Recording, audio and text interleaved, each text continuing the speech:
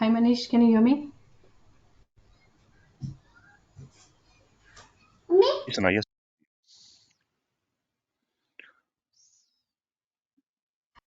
Yeah, Manish, we can start. No worries. Yeah. Okay, thanks. Hey guys, hope everybody is doing well.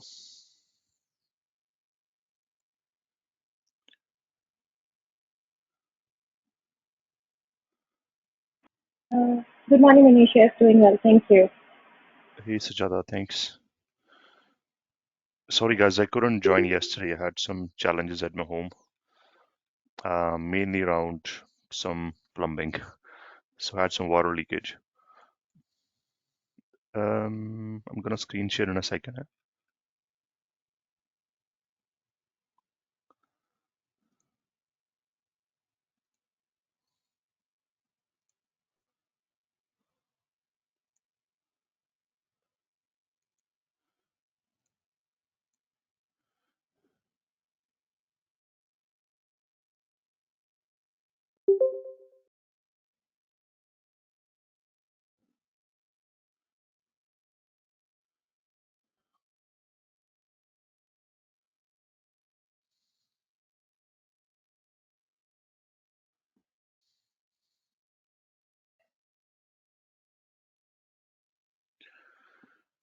Okay, great. Okay, so we have Ramesh, we have Raghu, we have Sujata, and we have Rishabh, right? So we have got these guys. So welcome guys to our training. And there is somebody who messaged me, Vinod. Okay, we know this here. Awesome. So, guys, today's our session one for SAP Ariba training, and you guys must have been at the demo or might have seen recording for the demo. That what are the various modules that we cover in our training, and SAP Ariba sourcing is the first module. The reason is we will follow the flow for information in Ariba upstream and Ariba downstream. And Ariba upstream, when I say that word, that means certain modules. And when I say downstream, that's another set of modules, right? So first thing which probably you guys should know is SAP Ariba upstream. What does it mean, right? Ariba upstream modules.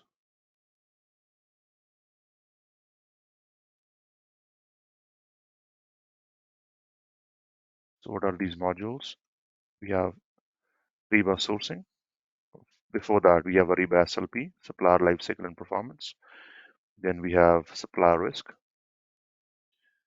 Then we have sourcing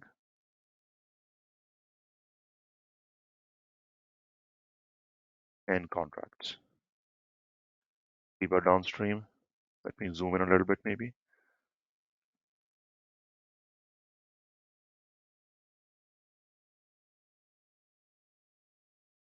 It is only buying and invoicing, only two modules, buying and invoicing. This module is also called buyer, and this is called invoice management. Upstream, as you can see, there is a lot of modules. We start with sourcing, then we go to contracts, then we do buying and then invoicing. These two modules we do in the end because they don't fall in the process, but they are more around data, like supplier data, right? So today we will start with sourcing, then we'll go to contracts, go to buyer, and go to invoicing. Because if you remember, what is the source to pay process flow in SAP Ariba? What does source to pay mean? Anybody have heard that word before? You guys know what source to pay might mean?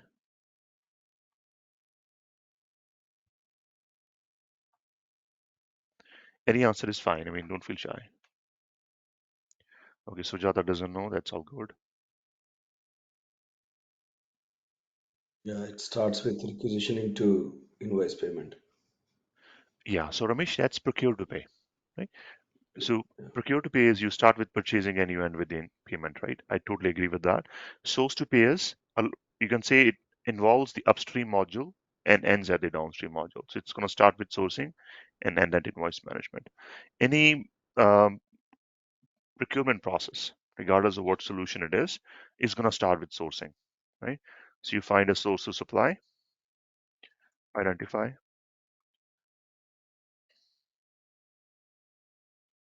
the source of supply is nothing but a supplier that can supply you uh, goods, for example, and then from there you'll go to create a contract. If you have created contract, you will do purchase requisition, create a purchase requisition. This is where P2P begins. I don't know why I'm getting different language in my computer. IHT, I don't know what it means. Must have pressed a key. And then purchase order. From there, you'll get goods receipt. Then you have invoice. And then this is your source to pay process. So if you look at the source to pay process, you start with sourcing and you go all the way down to payment, right? And so today, naturally, we'll start with our first step, which is finding the source of supply, which is in the sourcing module. So that's our topic, right? So I was explaining the rationale. Upstream modules are these, downstream are these, and this is source to pay process in Ariba. And we start with the first step, which is sourcing. Why is sourcing important, right? Any thoughts?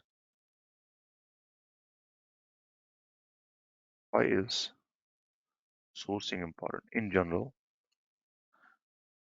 maybe not Ariba, that's fine.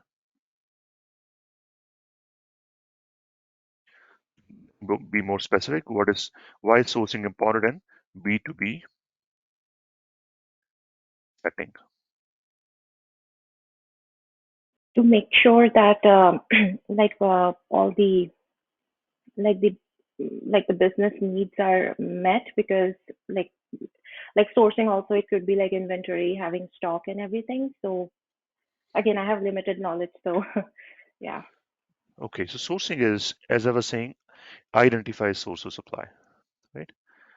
I think I gave this example in our, I might have given this example in our demo, not don't remember it exactly. Um, when you are a consumer, like you are a consumer, I'm a consumer, right? You go to your online website like Flipkart, eBay, or you go to your brick and mortar store like Walmart, Costco, wherever, right? Um, you know exactly what you need, like a computer, a mouse, or a phone. You will check the various models. You might go to a few stores, and in the end, you'll buy your cell phone, right? So that's called, you are a consumer and you're buying from a business. That's called B2C, right? B2C um, setting or procurement, whatever you want to call it. B2B is business to business. I like using example of let's call it large organization, right? Let's see what is a problem statement, right? So what are we trying to do here? Example, a large company, ABC Limited, is looking to buy 1,000 cell phones over the next 2 years. They won't go to a store and buy 1,000 cell phones, right? Most likely, if they do it, then they are very immature in the way B2B procurement should work, right? The ideal way to do is you will get into contact with a number of suppliers, right? And identify what is the best supplier who can supply you what you need. Right? So the right approach they will take is they will do sourcing. That's the word. What I want you guys in mind. Want you guys to keep in mind. This large company, when they look to buy 1,000 cell phones over next 2 years, or any time frame, or any number, or any product, right? They will conduct something called sourcing, regardless of Ariba or any tool, right? Even if client is having no tool, they are sending POs over email or phone or whatever, right? They will still do sourcing no matter what, when it is such a large scope. And since it is such a large scope, tools can help clients. And that's where, Ariba comes in picture, due to various benefits which sourcing offers, right? Firstly, do you guys understand why sourcing is important in general?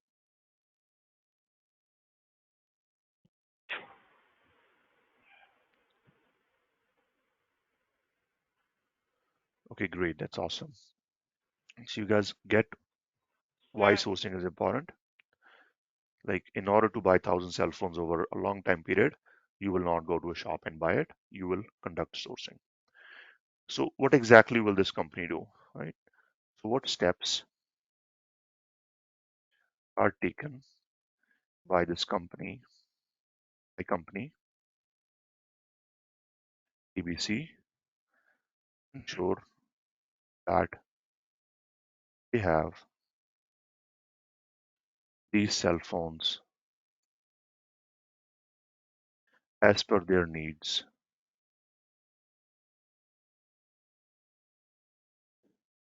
the best possible deal, right? Deal could mean price only, or it could mean price plus qualitative factors, right? So what does deal mean here? I'm just going to try to explain it. What does deal mean here?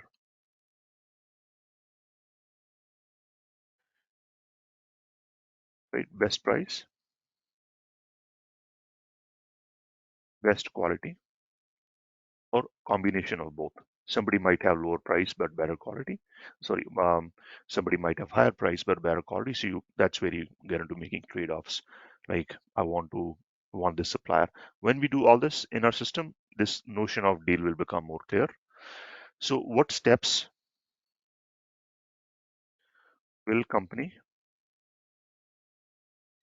ABC take to ensure that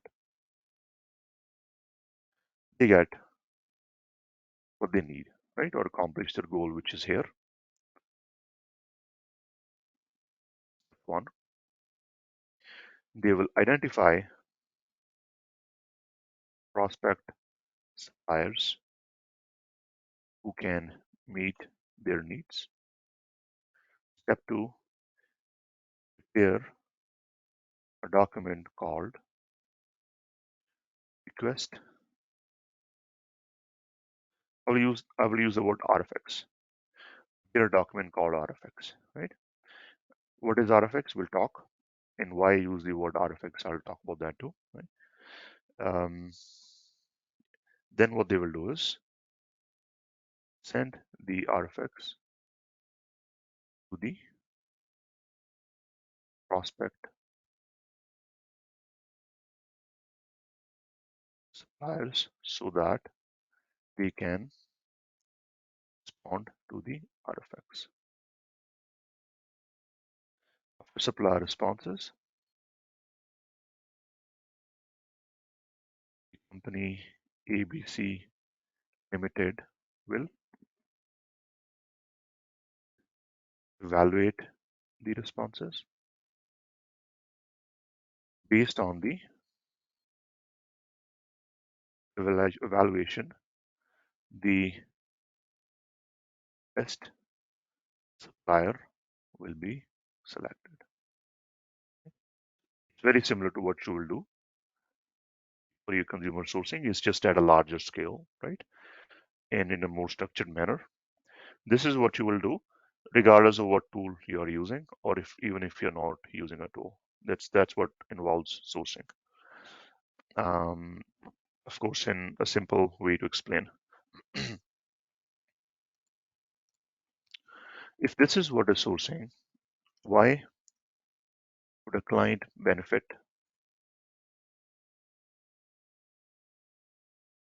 from SAP Ariba?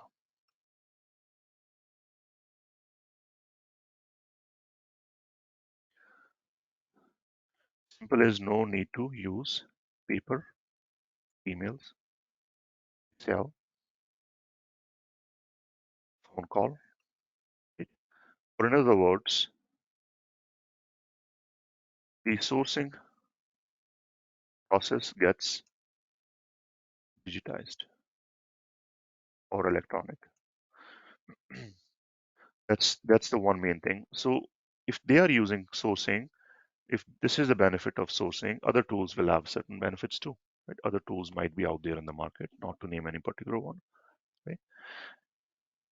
If that is the case, then why use Ariba? Right? That's another question. This any tool is going to give you this benefit, more or less. There might be differences. Some might give you better benefits, some might not give you as much. Right? In addition, Ariba has supplier portal, not just Ariba. SAP Ariba has a supplier portal called SAP Ariba Network or SAP Business Network.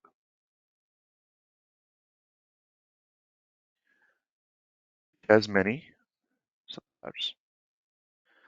So think of any large company you have ever thought about, they will be on this network, right? So this is one big benefit, which only Ariba is going to give you, not other tools will give you. And of course, this is a benefit which any tool is going to give you in general if it is automating your processes or making them electronic. Lastly, I might have mentioned in demo, it is a cloud solution. Cloud solution comes with its own benefits. There is less, you know, infrastructure cost, like you're not maintaining servers, you're not, doing upgrades and all that when it comes to your machines you're running in order to run your system, right? So the overall process of learning it is running it is much less complex. So your infrastructure costs become lower. Right? So these are two, in a very simple way, these are two benefits why clients will use Ariba if they are doing sourcing, right? Key points we should know, right? Key terms to understand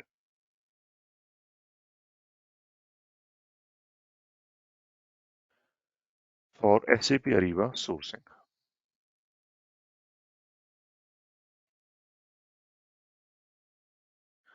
This is in general what sourcing is. This is why Ariba now we are talking about what are the key terms to understand when it comes to Ariba sourcing. This is sourcing project. Sourcing project is a document which is created by a user in the system to initiate your sourcing process, right? The first document created by the user to initiate the sourcing process. Second is generally who creates sourcing project or who are the users for sourcing. There's a term called buyer. Buyer is a profession in large companies in which these people who are called buyers, that's their title, junior buyer, senior buyer, buyer manager, and so on, right? They will be involved in procurement activities, and sourcing is typically a job of a buyer. So which means buyer is the key user for sourcing. They will be creating sourcing projects, right? So these are the users who will create the sourcing project. Then there is something called sourcing event. We said sourcing project is the first document that's created to initiate the sourcing process. Sourcing event is one more document, right? This is the document that is created within a sourcing project to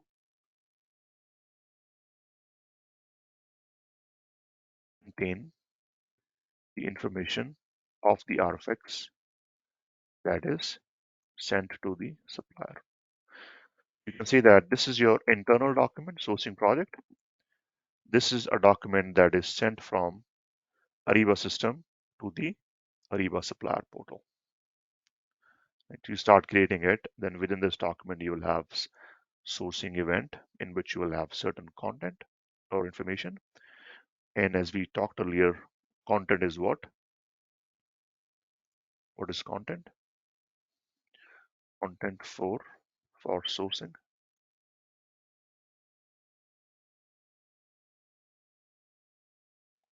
line items for which stitching is needed. For example, we talked about cell phones. There's qualitative questions based on which qualitative evaluation of the suppliers, right? So you send this RFX to the supplier.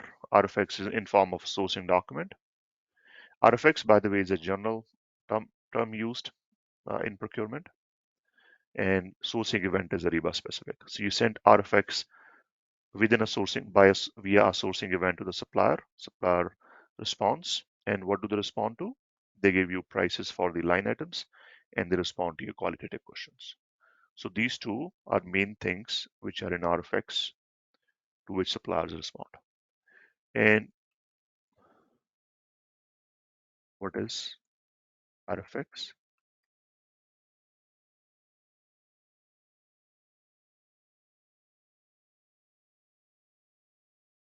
These are the various types of sourcing events in Ariba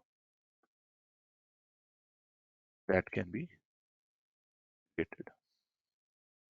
See the structure? You create a sourcing project, or in other words, buyer creates the sourcing project. Within sourcing project, there is a sourcing event. Sourcing event is actually the RFX which has this content, and it can be of various types. And these types are what we are noting down here. So these are various types of sourcing events in Ariba that can be created. And what are these? Number one, request for information.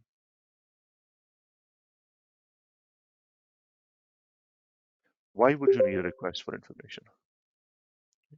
Why is a request for information important?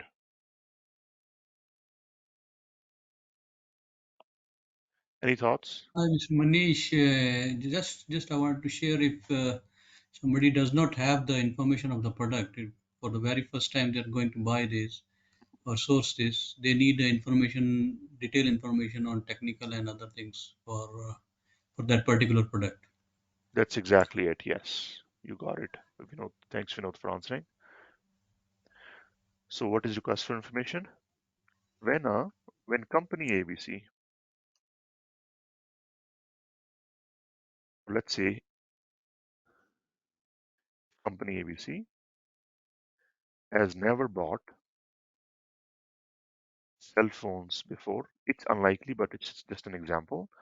Before, then they will need to do market research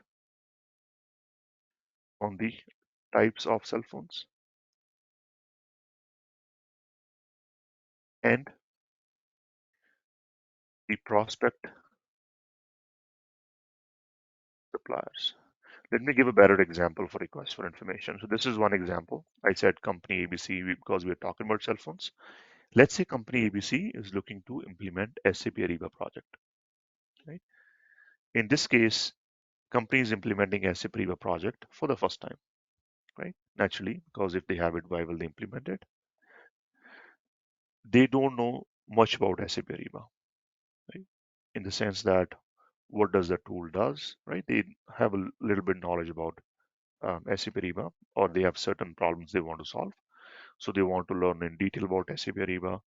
They want to learn in detail about what it takes or what process or what methodologies are generally followed when SAP Ariba is implemented.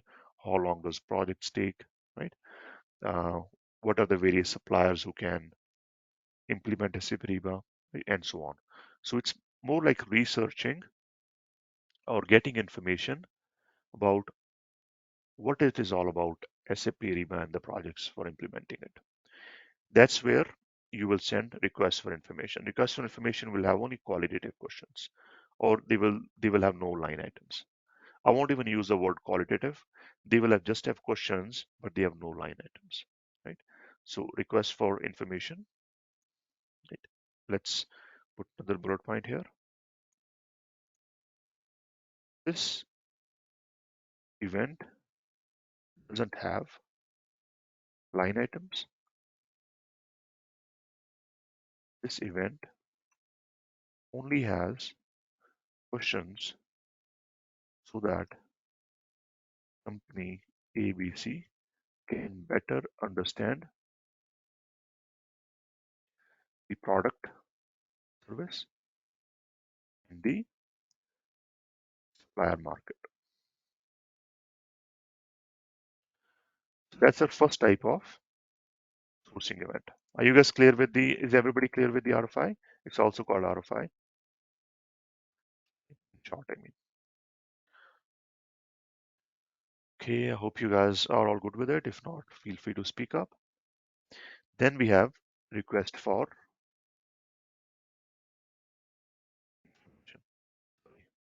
proposal or RFP.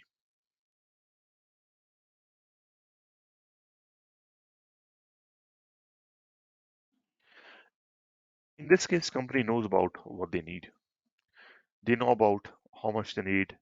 They know about um, what questions to ask. Like, for example, if we talk about cell phones, we go back to a real example, which we are talking about here. This is the example we are trying to work on. In this case, everybody knows cell phones. Everybody knows how cell phones are, um, not how. What are the specs of cell phones? For example, what is the memory, screen size, possibly resolution, camera, you know, whether what operating system it has, and so on, right? So in this case, ABC company will know what they are buying. They will know what are the main players in the market who can supply 1,000 cell phones, right? For example, they could be the cell phone manufacturers themselves, or they could be the cell phone wholesalers whom they can buy and they can provide you few different types of cell phones. Like what if they want to buy some Apple cell phones, some LG cell phones, some cell phones, right? Three or four different kinds. In that case, they will probably not deal directly with the manufacturer. They will deal with the wholesaler. So what I mean to say is, in this case, they understand the market already and they understand the product already. And if they understand the market and the product already, then they don't need to do the market research.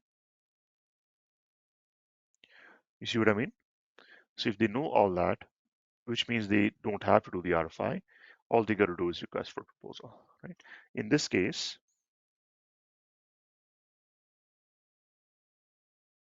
the company ABC understands both the product and the supplier market, and therefore is ready to get prices and understand qualitative supplier capabilities.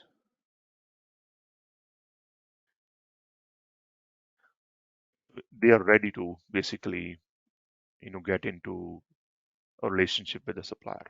They are ready to get into um, an agreement with the supplier, right?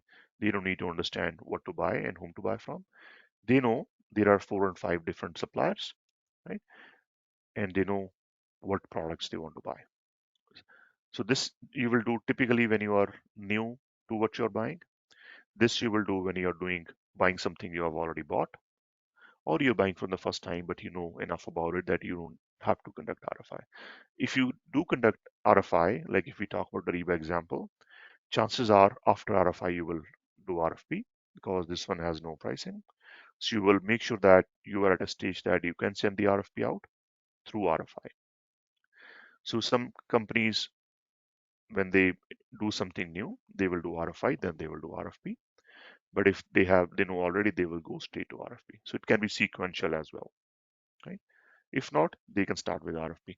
And RFP, by the way, is the most common RFX event which will happen in sourcing module. So if a client is implementing sourcing, 80% of times they will do RFP, maybe even more, not 80. Like 90-95% they will do RFP because the clients are in business for a long time. They do things repetitively, right? So this will have both pricing.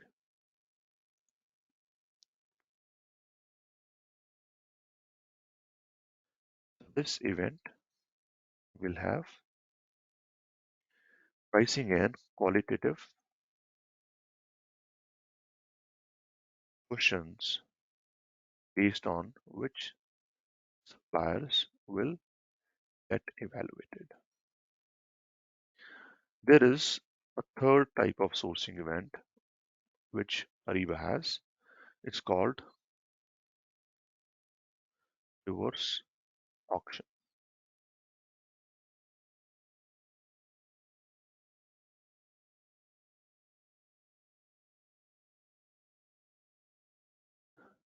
So you guys understand what auctions are. I'm sure you guys understand. It's like a commonly used term. Typically, you will use auctions. You must have seen somewhere somebody's looking to buy something, right? Online auctions also happen these days, right? And somebody's looking to sell something and you are giving your bids. You're going low. Like you will start with 1000 USD, then you'll go to 900 USD. Somebody will say, no, hold on. I said you're looking to sell. Somebody will start with 1000 USD, then somebody else will say 1100, and then in the end, who gives the highest price gets the product that is being sold. That's called auction. Reverse auction is you're looking to buy something. And since you're looking to buy, you're looking for the lowest price. So in this case, auction will be purely price based, right? And we'll have only line items. There is no qualitative factor. So it's going to have like one or two or three line items, which is going to be sent to a few suppliers and they will basically bid to you. And they will continue to bid until this auction process ends. And at the end of that, you will know what is the lowest price, right? That's basically what auction is, right? In this case, company ABC is looking for the lowest price for the item they are in. So there is no other criteria, just price. That's where auction comes in picture. And since you are looking to buy, not looking to sell, it's called reverse auction. Only pricing is taken from the suppliers. There is no other.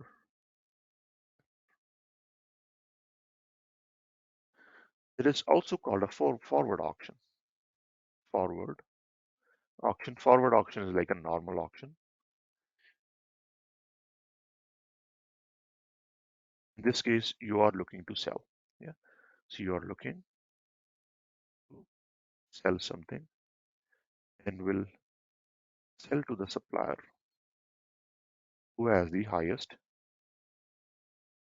price for your item. Forward auction is like a normal auction, what we have heard.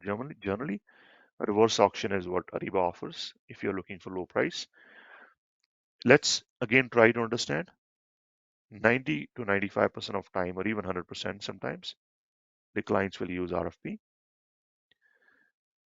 Then for the remaining, let's say 5%, 0% to 5%, you'll have RFI and reverse auction. Forward auction, 0%. Never ever have any client used to use Ariba for selling.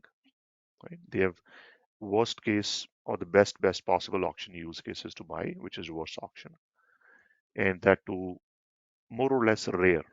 Reason is we're talking about buying 1,000 cell phones. Sourcing is built to allow you to procure a large number of items with qualitative factors with evaluation from a number of suppliers. Auction just does not fit that, you know, use case. But Ariba still have that functionality. Since RFP is the most common implementation event, we will start with the RFP in our demo and we will configure it as well in our next session, how the configuration for RFP works. And as I'm working through the configuration, I'll touch the auctions and also the RFI part, right? So we'll get an experience of how you will actually work in a project when you are implementing sourcing. Any questions on these points I've mentioned? 5 points till now. Manish, what is the difference between RFQ and RFP? There is another terminology called request for quotation. That's basically you're coming from probably SAP background.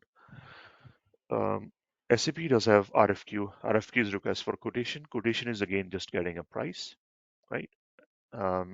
Which is RFP if you talk about Ariba, but you take any qualitative factors out. So request for quotation is nothing but getting a price quote. Sourcing module is more than that, right? So client using SAP, they have RFQ process, right? And if you are you from, maybe I'll go just off tangent here. Are you coming from SAP background? Yeah, Manish. Okay, so then you know, like RFQ and SAP is like you just create a document and that's it, right? Then you enter responses yourself as a buyer. So this, as we talked about, you're gonna digitize your process, and you'll talk about something called an event. Event will have content, which is line items and qualitative questions. These will go to suppliers. It's like whole different way of doing things. RFQ is, I would say, it's just a way of getting a price from few suppliers and entering in a system. Yeah. So it's different than what RFP is. Did you guys follow it? What I was trying to explain? Yeah, Manish. Okay, great, awesome. Any other questions, folks, before I keep moving?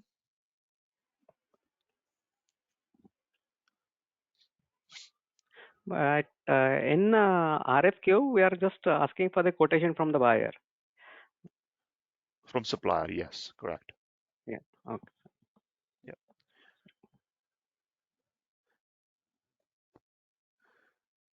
All right. So, okay, So so these are, Manish, yeah, you're Ramesh, go going ahead. to create in the system now?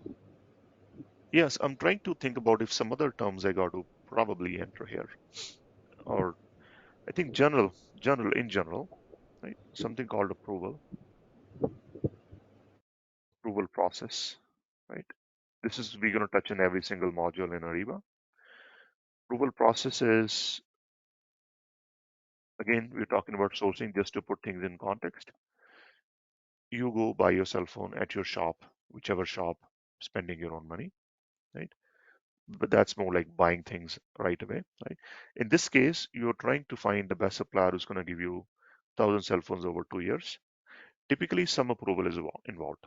Like when you create your RFP, this RFP will generally go for an approval before suppliers receive it.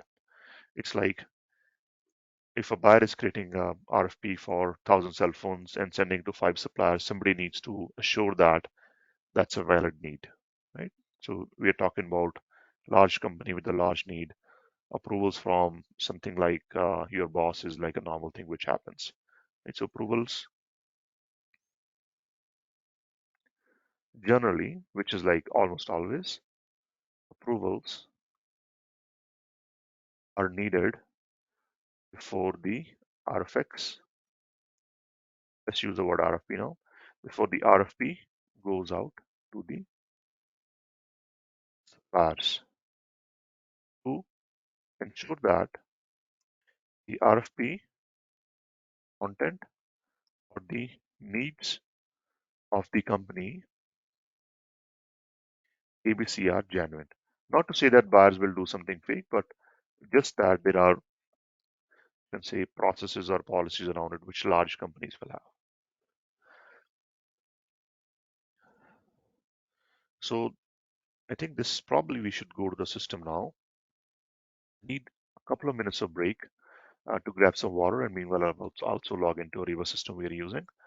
So bear with me for a couple of minutes, okay?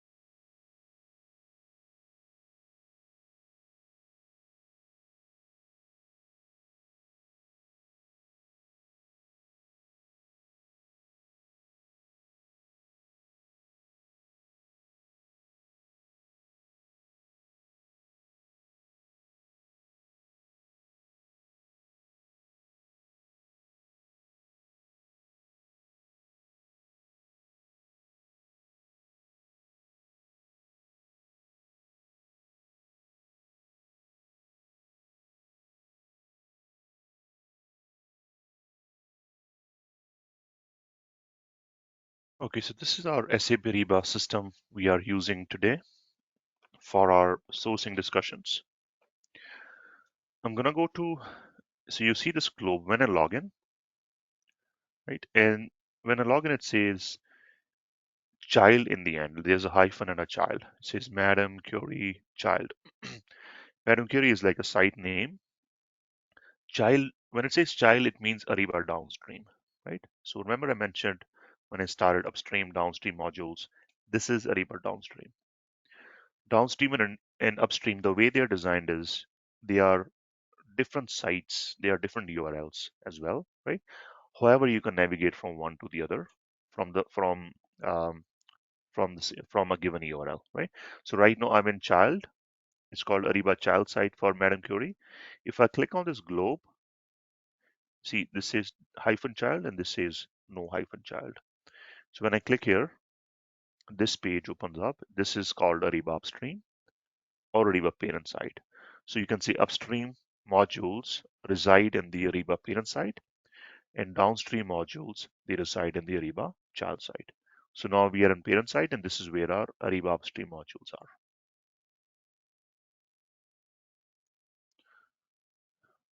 We are looking to do what? We are looking to do sourcing. Now,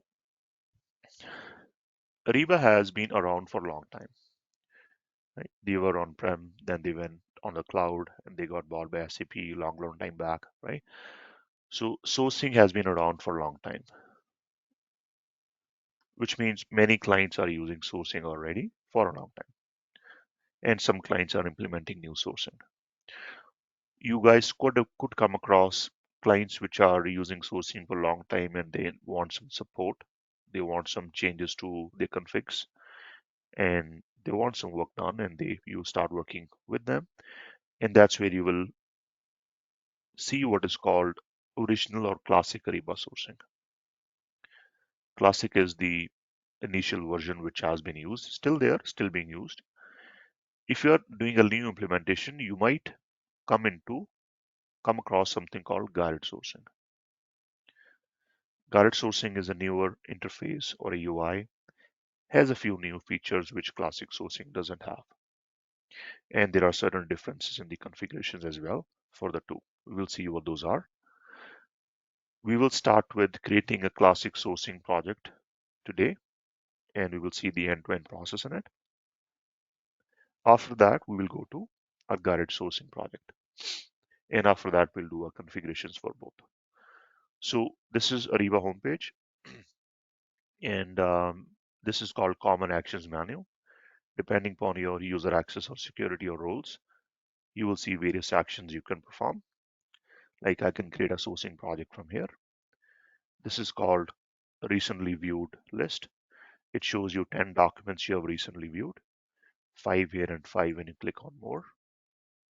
The recently viewed also shows here, and the common actions menu also shows here. Here it's divided into two different parts, manage and create. Here it is in the same bucket, create and manage. Right? So same things you can access from two places. More or less, these tabs are various modules in Ariba. Right? So there is going to be a tab for sourcing. This is your sourcing module related dashboard. This is your homepage dashboard. The two look different and they are customizable depending upon the users. And users can do it on a self-serve basis as well. What we see here, they are tiles, which are like widgets you can insert um, by clicking on this icon basically. It's called configure tabs, right? So given tab, for example, I'm on home. If I click here, I'll be able to configure my home tab. Then I go to sourcing, I can configure my sourcing tab. Users can do it themselves as well, of course, and also we as consultants can do for them, like push out the tabs to various users as a starting point. So these are some common widgets. What we see here, these are all the reports which have been added. So this is one report, this is one report. These are just a couple of widgets. These are also widgets. My documents is the documents I've created and I'm working on them, right? So like sourcing project is a document, sourcing event is a document, right? Then as we go into other modules, they will have various documents, right? So these show me the various sourcing documents. If I go to homepage, I'll see a mix probably. I'm in the homepage, so which means mostly sourcing have been happening here in this account. To-do list is like a checklist, right? So if you have an approval to do, you'll see in your to-do, and there is going to be a date for it. And some other widgets, like not to cover everything, some reports can be added and so on. So more or less, these things are customizable. You can move them up and down as well, drag and drop as a user, right? So it's pretty neat the way it functions. Now, what are we looking at right now? We're looking at sourcing. So let's go to sourcing and let's create a sourcing project. When you create a sourcing project, this screen opens up. It is almost like a form, and it's called create sourcing project screen, or the first screen the buyer will see, right, when they're creating a sourcing project. It has various fields you will populate, right? And let's go through what are the various fields. We will say this is RFP for cell phones for company ABC. Now I'm logged into this site called Madame Curie, right? Let's assume that this itself is company ABC. So I am the buyer working for company ABC, and I'm conducting an RFP or creating an RFP for 1,000 cell phones. So this becomes the name of the document, and this becomes the description of the document. Something very, very minor, right? But to keep in mind, this is not, you can say, formatted in any way. It's like free text. So this is a free text field. This is a free text field as well. As you work with clients, you will start realizing that clients will like to have certain,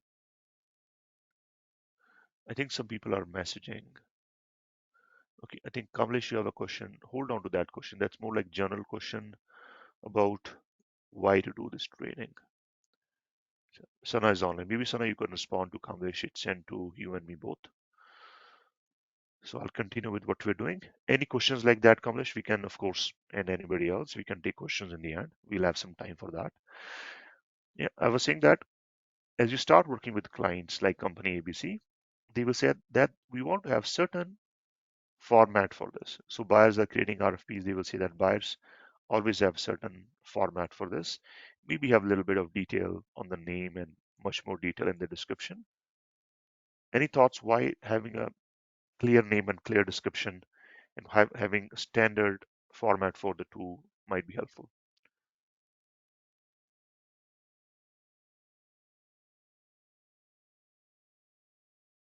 Any thoughts while I type this? To give more clarity of what the exact need is.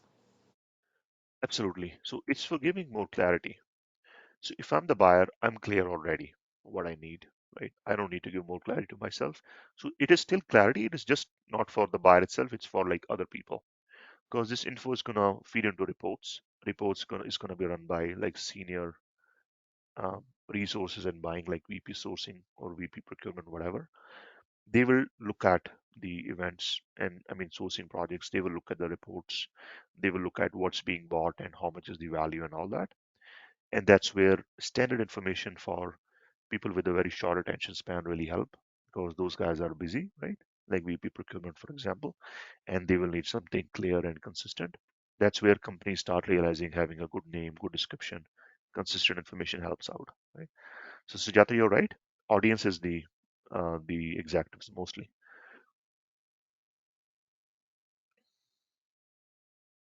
Just putting some dummy information in there. So name description, free text, but important too. Make sure that the information is clear and concise. Copy from project. I'll give an example. You create an Excel document, right? And you can create from scratch. When you create from scratch, there is nothing in there. There is no rows, there is no column headers, and so on. When you create your Excel document as a copy of a previous document, you get data and you also get the column headers, right? So just an example. You can do that in Ariba as well in various places. You're able to copy from previous sourcing project, right? So you can search or select from a drop down in what you have created before. Like you can pick a sourcing project from the past and create it based on that sourcing project. The benefit is you will get these header fields populated.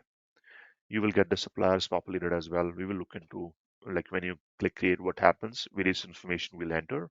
When you copy from project, all that information comes in. There might be benefit of doing it for some users, so it's a shortcut. Now, project. You have a full project and you have a quick project.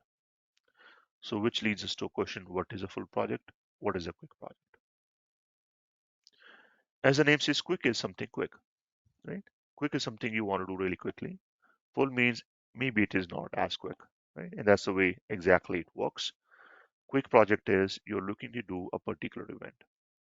You're looking to do an RFI, you're looking to do RFP, a reverse auction, or a forward auction. So you have a choice to make what type of events you want to run. That's when you will do a quick project. Full project is there is no option for an event. So this option disappears when you click on full project and some of the other fields change. Reason is full project is typically having a, a combination of events in it. So the layout for a full project looks different than a quick project. That's the main difference. What do clients do? Let's go back to our various events we talked about. So there is four types of events we talked about: RFA, RFP, reverse auction, and forward auction. We said that 95% of times clients will do RFP. Other times they might do, RFI. Very, very rare they will do auction. Forward auction they will never even do. So if that is the case, why would a client do a full project? That's a good question, right? Most clients will focus on implementing only quick projects, like 85% clients, 90% clients. So it is possible in Ariba to change some of these fields, right? So what clients will typically do is they will gray out this field and they will say that only quick project is an option. That's the most common implementation you will see when you start working in your projects in Ariba. Right? So we will look into quick project now, and we will look into RFP, the most common scenario you will ever see. Right? Quick project, RFP. Some other fields populate. Right? So these are conditional, by the way. Right? Conditional means you select certain fields and certain other fields populate and so on. Test project, another field, another question we have. What does test project do? Test project means you're testing.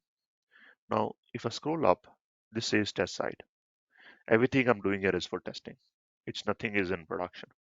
So this test project is helpful only when it is production, right? So when you select a test project and you create a sourcing project with this flag, the information entered here doesn't roll up to the reporting. So it's taken out of reporting. Because if you're doing testing in production with fake data, you don't want your VP procurement to know that this is $10 million RFP, but it's not a real RFP. So there is another question Kamlesh has. Kamlesh will take questions, general questions like these maybe in the end, just to continue our flow. So test project, in test side, you will always say no because you are doing testing, you know that, and you want to probably see your project in your reports in your test side, right? So you will say no. Smart import from Excel. I'll skip this one. I'll cover this in our guided sourcing, right? Base language. Base language is a language in my user profile. It's English. Origin says Ariba sourcing because you're creating your project in Ariba. It says origin is Ariba sourcing. Regions. Let's look into this, what regions are. The regions are basically geographical regions. There is countries here, right? There is within countries like EMEA, you have your various, you know, see, worth noting this is like a data load and somebody has messed up with the data load, right? It being a test site, which is being used by many, many users for demos and stuff. Let's just search. Let's say we want to use the sourcing for laptops for USA. Hopefully we have something called USA. We do. We're doing it for the whole country actually. We need 1,000 cell phones across USA. So region is region for which you're looking to buy 1,000 cell phones.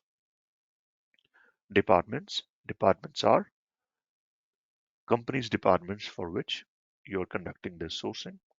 Like cell phones could be done by the process and technology team, for example. So these are the teams, or this is the department for which you're doing your sourcing. Because remember, I was saying buyer is the role who will typically conduct sourcing.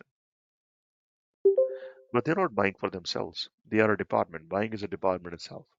They are buying for other departments within a company. Like they could be buying for HR, they could be buying for IT, for manufacturing, blah, blah, blah. Baseline spend. Baseline spend is estimated spend. You have, like you're buying 1,000 cell phones. If each cell phone is $1,000 each, these days cell phones are very expensive, right? Brand new ones, especially newer models. So that's almost like $1 million. So estimated spend is like what I did. What is the estimate for this spend? $1 million. Target savings. I'll give an example. You're buying cell phones. You probably bought cell phones before. Technology have changed. Overall technology with the same specs have become cheaper. So let's say you're not buying for a newer cell phone, you're buying for a previous version. In that case, if you bought like, let's say iPhone 12 2 years ago, you're again looking to buy iPhone 12 because you don't need to buy iPhone 15, right? Then in that case, what you will say is now the cost in the market have gone down and I'm hoping to save about 40%. This is, these fields are important for the users who are creating the sourcing project. Predecessor project, I'll skip this one. We'll talk about it later on in another module. So this basically is for linking different projects as per the S2P process or S2C process. Now, this field, this field, this field, and all the fields all the way down till here, these are all custom fields. What are custom fields? Any thoughts? Anybody has any thoughts on what custom fields might mean?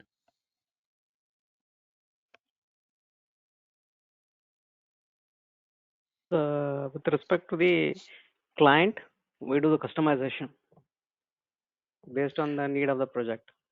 That's exactly it, Raghu. Yeah, you got it. So we see that I said that all these fields are custom fields starting from here. Rest all are standard fields. So which means whatever is non-standard is custom. That's one. Second is why will you do it? As Raghu said, you will do it because the client has that need. Maybe for reporting, maybe for approvals, whatever, right? So those custom fields are here for whatever reason, I don't know. These are here for a long time, right? And they are probably there for a reason. But for us, the key message is custom fields can be added in Ariba sourcing as well, right? And in other places of Ariba. And these custom fields can be added for client needs. I gave a couple of examples. Reporting, second is approvals. So I'm going to skip these custom fields because custom fields you will probably never see, and they will vary from client to client. Like when you start your fresh, when I say don't see means when you start your new Ariba system, you will only have fields up till here. At the bottom, you won't see anything. Owner is the user who's creating this sourcing project. So I'm logged in as buyer too. You can change the owner as well. You can click in the drop down and change it. Currency is the currency in which I want to conduct this RFP. It's USD. Commodity, very, very important thing to remember in Ariba especially. Anybody knows what commodity is?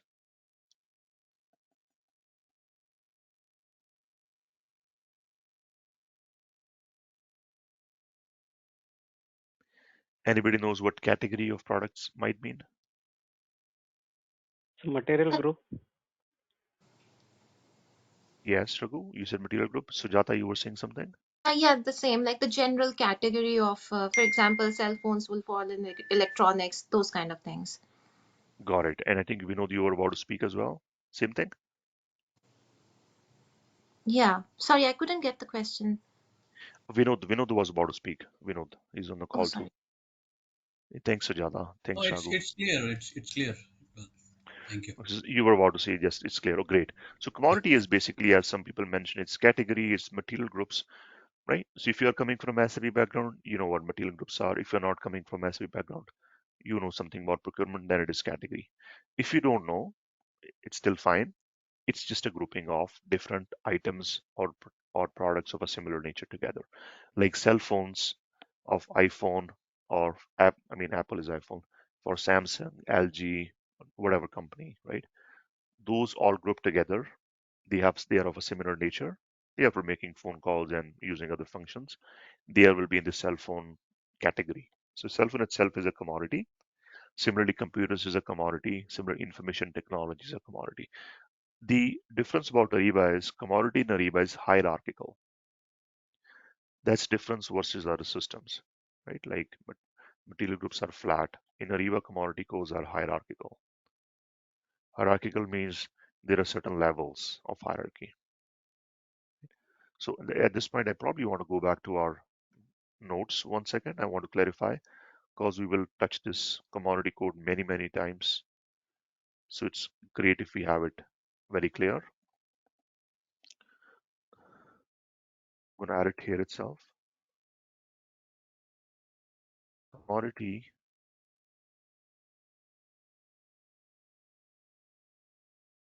Unless you have questions, could you hold on to your questions? Let's talk about your questions a little bit later on. I think your questions are not sourcing related, they are more general.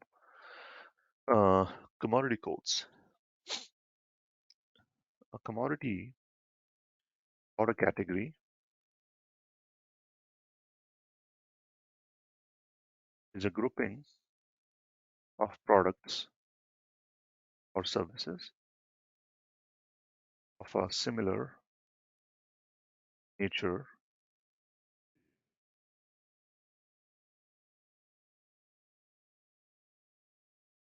For example, cell phones commodity. I'm just putting the name. Exact name might be different than Ariba. I'm, I'm just putting some names in there. Laptops, information technology.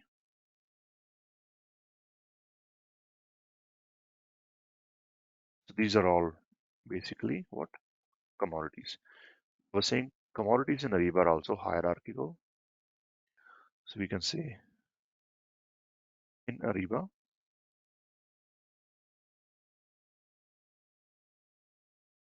let's use the word commodity codes instead, right? Commodity codes are hierarchical. Code is what? Any commodity which I mentioned here, cell phone will have a number, right? Cell phone commodity will have a number, laptops commodity will have a number, information technology will have a number, like let's say 10, 20, 30, right? So because that's the way various commodities will be linked in the system. So there is a ID and a description. So there is a code and a description, right? Are hierarchical. And hierarchical means there are 4 levels of commodity codes in Ariba. Level 1 is the highest level. Level 4 is the lowest level. Let's give an example. For example, just going to write down again, the numbers and the descriptions might not match in the system. These are just examples. When you get your system access and all that, you can play with it. And we will look at an example too. So for example, level 1 could be commodity code 10. That's the code. And we could see that it is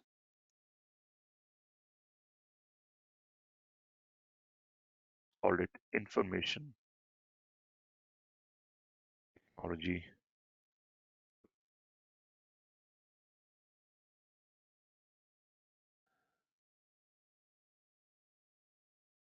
Level 2 could be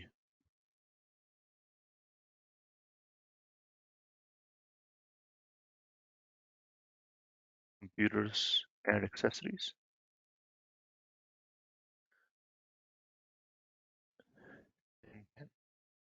So if you notice, the first level's code is starting with 10. Second level's code is starting with 10 as well.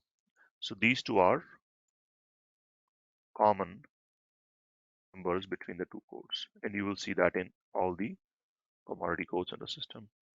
Level 3 could be 10, 10, then 20. The common numbers here are 10, 10 with the previous level. And these could be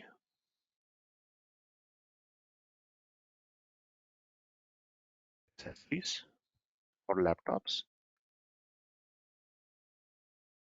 Level 4, which is the lowest level, will start with 10, 10, 20. Then they will have 2 more digits in the end. Let's say they are 30.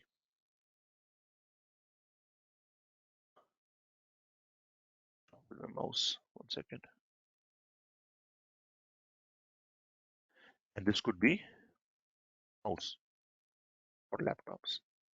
Right, so you go from the least specific, which is level 1, to the most specific. So you will have up to 4 levels in a hierarchy in Ariba. This is also called UNSPSC commodity codes. These are UNSPSC commodity codes, which are used by Ariba.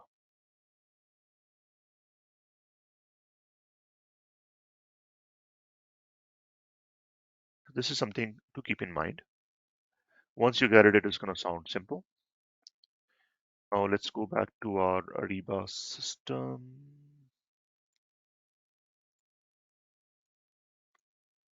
Yeah. So let's select a commodity code. We might have something called a cell phone. But they have a commodity code for BlackBerry. Interesting. So I'm going to try searching for cell phone.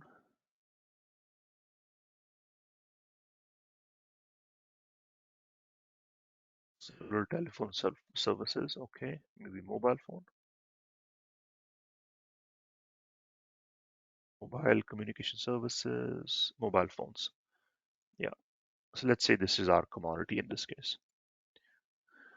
right? So we are looking to buy mobile phones or cell phones. This is our baseline spend for it. We haven't added items yet. We will add them shortly. Contract months. How long is this contract gonna be for, right? And contract activity. These two fields are not mandatory in sourcing, right? Most of fields are not mandatory, it looks like, right?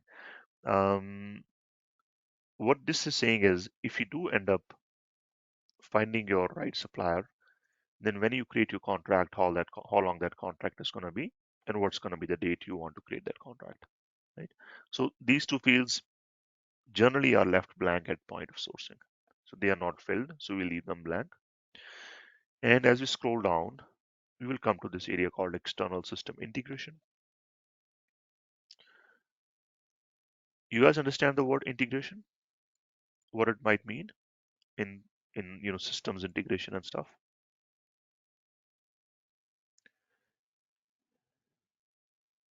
Anybody wants to elaborate that on a little bit?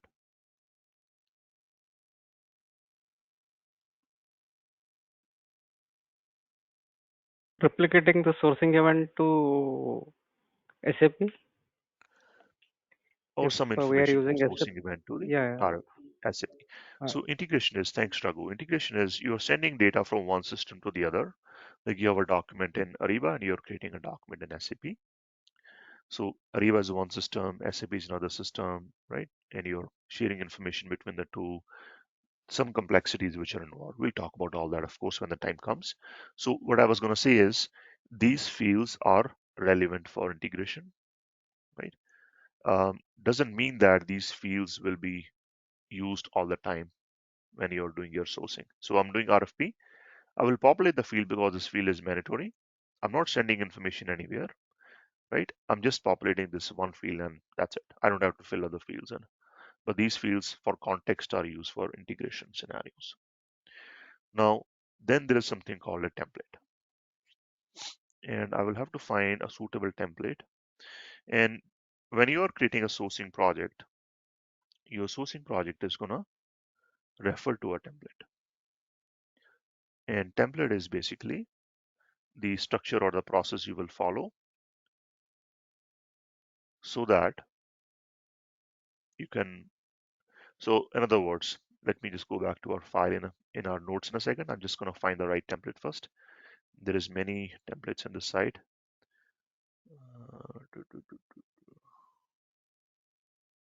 So once I've done that, I'll just go back.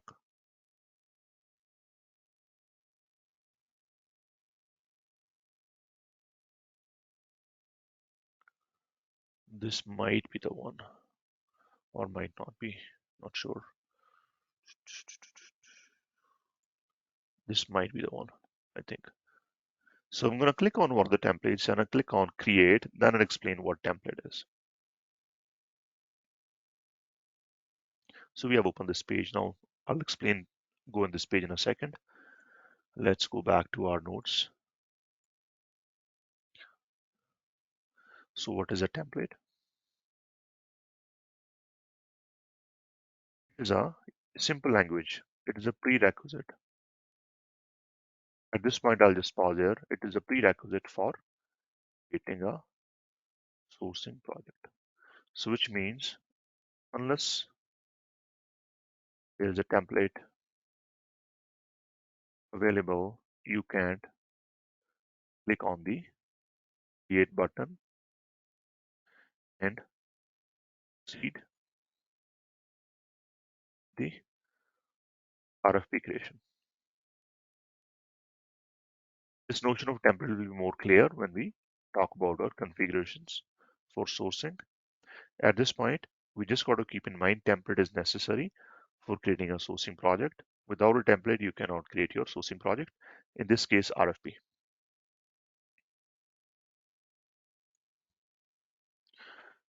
Okay, great. So now I'm going to go back to our Ariba system and I'm going to give you guys some time for asking any questions if you might have right now, till now.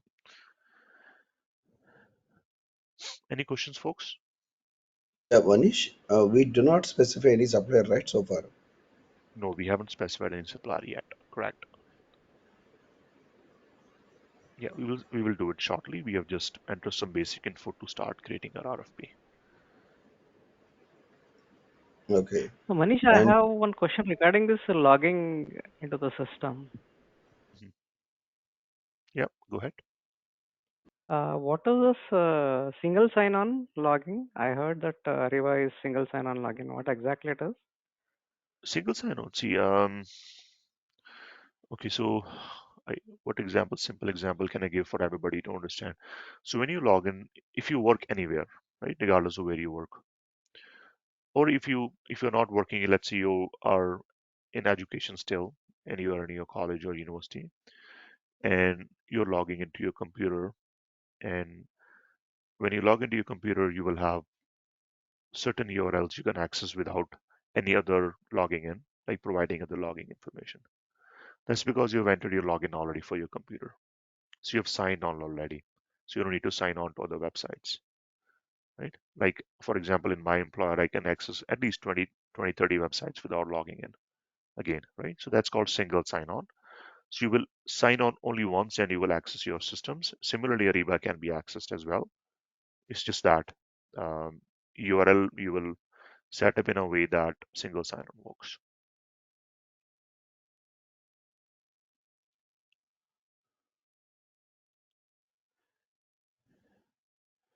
Sujata, you have a question, it seems.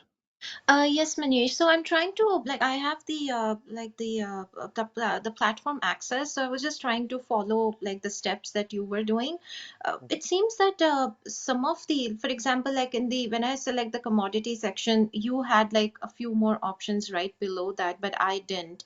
So and also with the like the templates, I was also playing around with it yesterday. So it seemed that like some of the templates are also different. So is it normal or am I doing something wrong? You're not doing anything wrong. So, Jada, like I was saying that, see, we are implementing Ariba, let's say, right? Every client is going to implement it differently. So commodity codes can change and templates will 101% change. So if you're Okay. looking at one side, let's say you have access to one side and I'm looking at another one, the two will be different in terms of the options you will see. There will be certain similarities, of course. Yes. Okay. Thank you. You're welcome.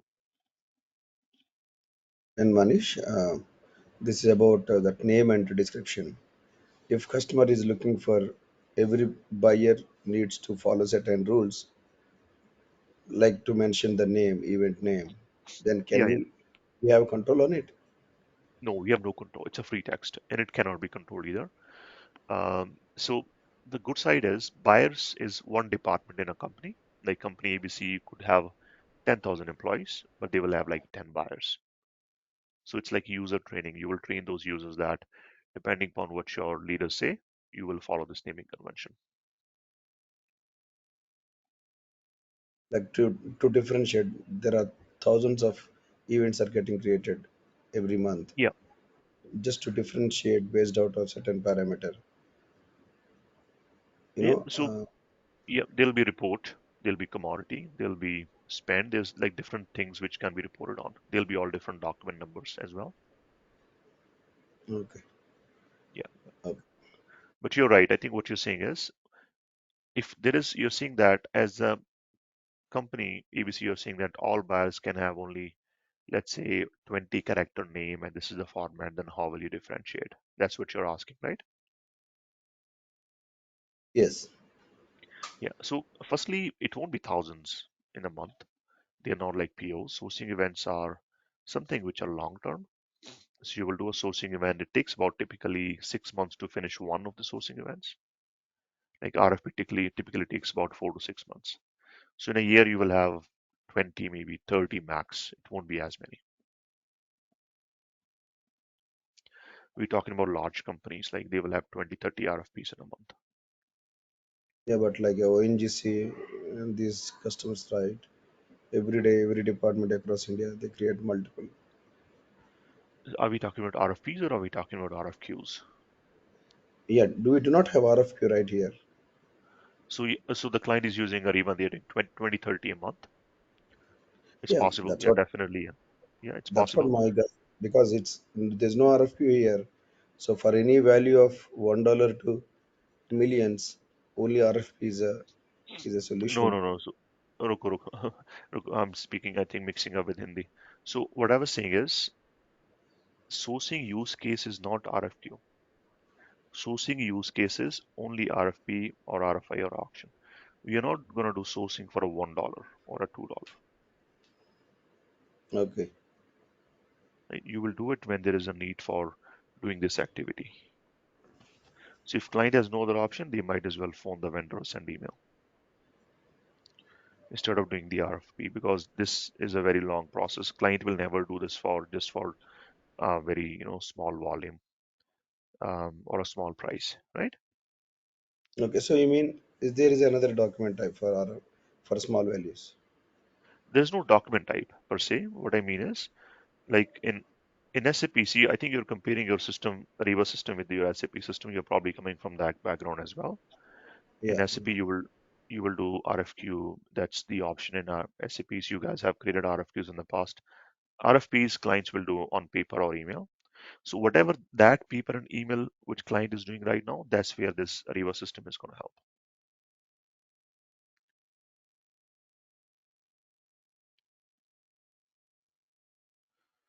Okay. Make sense, Ramesh? Yeah. I'm sorry, Manish. I lost the connect. What was your explanation? Sorry. I was saying that in SAP, if client is using RFQ today, they don't have a system which can do like a process like RFP, the one we are talking about. So what your client likely was doing before Ariba came in picture is they were doing those sourcing activities outside the system. They were probably doing over email, Excel files, and all that. So all those activities which are doing outside system, they will move to Ariba as Ariba is implemented. Yeah, yeah. They have similar system like SRM, which can talk about RFA, RFP, RFQ, RFX. But yeah, So do you do uh, do you do RFX for $1 in there? No, right? typically no. Yeah, That's right. exactly what I was saying. So RFX is going to be for a higher volume or something Oh, long term for which you will probably create a contract. yeah, yeah. Okay, got you. Mhm. Thanks, Ramesh. Folks, any other questions? I think Kamlesh, you had many questions over the chat, so you can speak up. It could benefit everybody. Yeah.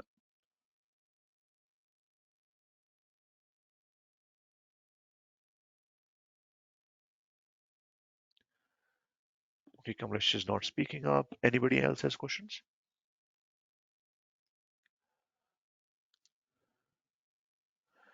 Okay, no questions. So let's take a short break, guys, about 10 minutes if there is no questions. And I'll put a timer and I'll be right back. Okay.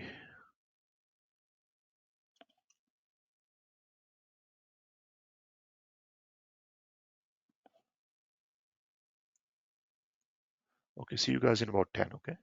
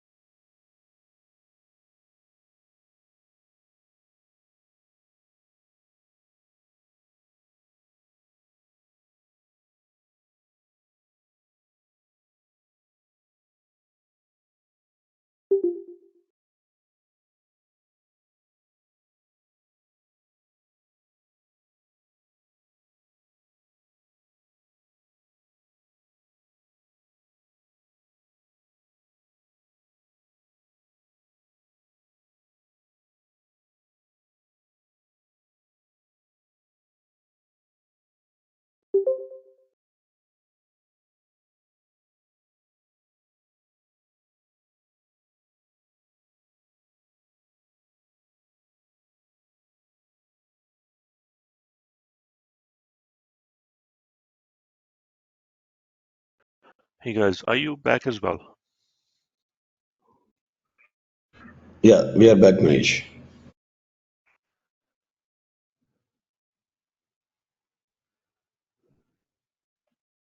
Yes, we are back.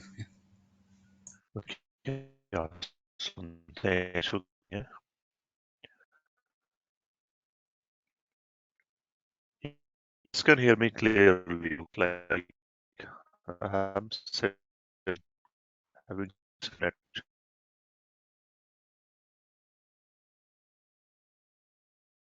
This page opened up. It says a document number. This is what I'm calling an event. So you start running a project on view details.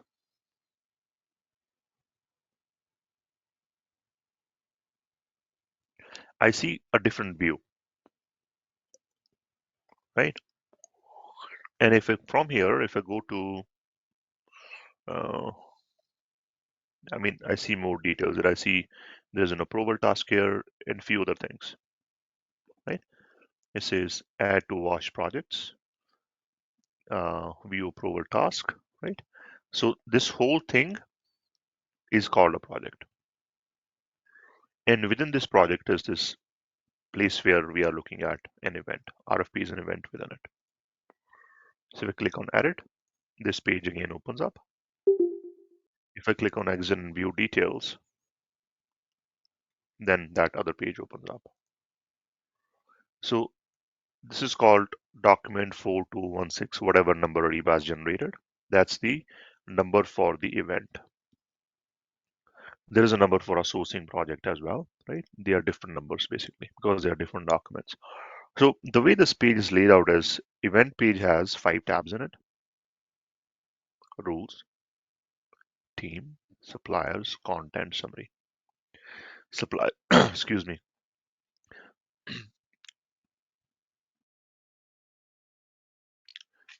Suppliers is easiest to understand. Suppliers are the suppliers or vendors you will invite to this RFP. Content is also easier to understand. It is the items or line items and the questions you will ask from the supplier. So these two are very easy to understand. Summary, of course, is a summary of everything. Then what is rules and what is team, right? Those are the main new things we have to wrap our head around. So rules section, this section is like a large form. In this form, there is various drop downs, buttons, like radio buttons, and some calendar fields, right? Which you have to select before you, or if not select, at least review before your RFP can be sent to the supplier, right? So if that is the case, then what is the rule, right? So for example, we see that the rule is you cannot go faster than 100 kilometers an hour or 70 miles an hour. That's a rule, right?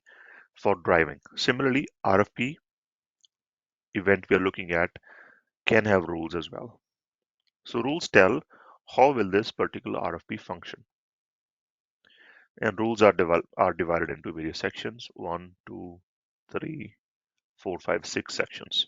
So we can see that there are many rules. They are divided into five, six sections, and each section helps the system decide how the RFP is going to work. Right? So rules can change the way RFPs are functioning. Right? Let's take an example. Envelope. We don't look at envelopes these days much, right? The reason is we don't send postage emails anymore, right? Because we can send emails, WhatsApp, text, video call, and all that, right? So envelope is where back in the day we used to get letters or postcards, and they are in a closed, um, you know, cover, which is called an envelope, right? So envelope is a cover for those letters. So this notion of envelope still exists, by the way, in sourcing. So what envelopes mean here is if I'm a buyer in company ABC and I'm sending RFP to my 5 different suppliers, for example, I expect that those 5 suppliers will send me the RFP response in a closed cover, which is called envelope. Why will envelope be useful? Right? Envelope will be useful because I can look at one supplier at a time and give a grade to those one supplier at a time. Right? Ariba uses envelopes somewhat similarly, but not exactly similarly. Right? So in Ariba, the way it works is, and the reason it is designed is because in companies still some evaluation is done like that, especially in public sector. Right? So you will have pricing line items in your RFP, and you have qualitative questions in RFP. So typically, what buyers think is lowest price is the best price, especially if they are new to the buying profession. So they tend to ignore the qualitative questions which are asked. So to work around that, there is the actual envelope option. When there is paper mail that is sent out, suppliers will first send you the qualitative questions, you evaluate them. After that, a week later, they will send you the pricing. This is how it used to happen before clients implemented Ariba. Maybe somebody still does that, and they will implement Ariba or something similar one day. Right? So in Ariba, we are saying that you will have envelope one, which will have your qualitative questions, and the buyer will look at your envelope one and give suppliers the evaluation based on envelope one. And until envelope one is evaluated, envelope two, which has the pricing, cannot be seen and evaluated. So this takes the bias of pricing out of the evaluation process. So this rule is telling, do you want to use envelope or no? So if you say yes, you want to use envelopes, then you indicate how, like it says no envelope, means that we don't need to use envelopes. If you say that yes, then it's like how many envelopes you want to use. You want to use 2, 1, or up to 9. So you can use up to 9 envelopes in Ariba. So this rule dictates whether or not envelopes can be used in this RFP. Is the notion of rule clear?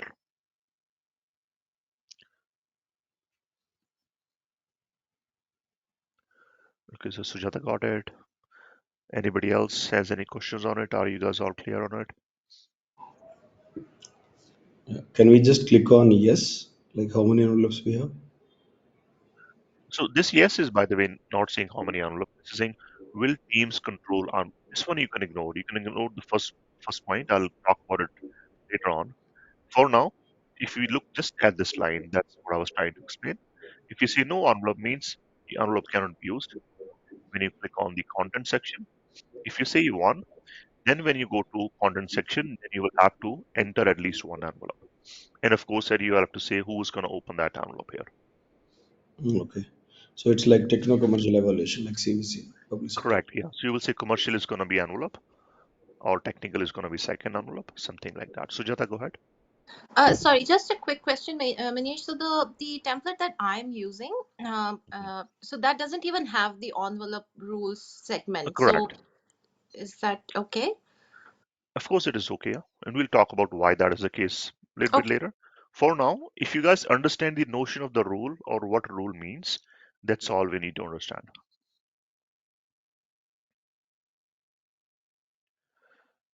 So I'll take silence as yes. I'll see that you guys all got what a rule means. Event rule means. Okay, thanks. So now, in our event, we will not use an envelope. No envelope. Next section is timing rules. And it is saying, I should have added, by the way, envelopes is a functionality used by public sector, right? Um, not in all countries, by the way, in certain countries. Um, and so, which means that a small percentage of suppliers, clients will have envelopes. And we just got an example. Sujata's client or employer doesn't use envelopes, right? So they don't even have this option.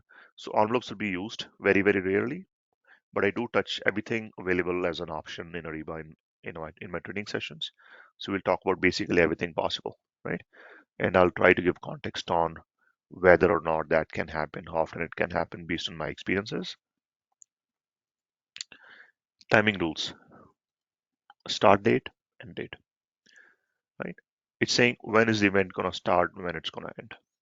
So let's say event is going to start today. So this is response start date. Response means when will a supplier response start? Supplier response, right? Means when a supplier gets this RFP, when will they start responding? We are saying that they will start responding at 9:30 a.m. my time, right? Which is today. I could say tomorrow. I could say today, but like in the evening, whatever time I want to give. Then there is, of course, reminders which Ariba is going to send. Your event is about to open. Your and this much time is left, and so on. That's all inbuilt in Ariba. So when you check box, this opens up a drop down. Start like when do you want to start reminders? You want to start 0 days before event starts. You want to send it the reminders 2 days before the event start, and you want to start send reminder every day, and you want to send the last reminder on the day of the event. It's just an example. And I'm gonna keep this time as a little bit later on, like let's say 10 a.m. Reason is by the time we finish talking, it's gonna be past 10 a.m. I think most likely, and I'll have to come back and change it otherwise. And then it says how long this duration is going to be, days, hours. Let's say 30 days. Similarly, you can put a reminder on this is about event is going to be open for responses. This is going to be event is going to be closed for responses. So you can start responding from this date and up to 30 days after this time. And you can give a fixed time as well, if not number of days. Estimated award date is, we said that once suppliers respond, the ABC company's buyer will evaluate the supplier responses.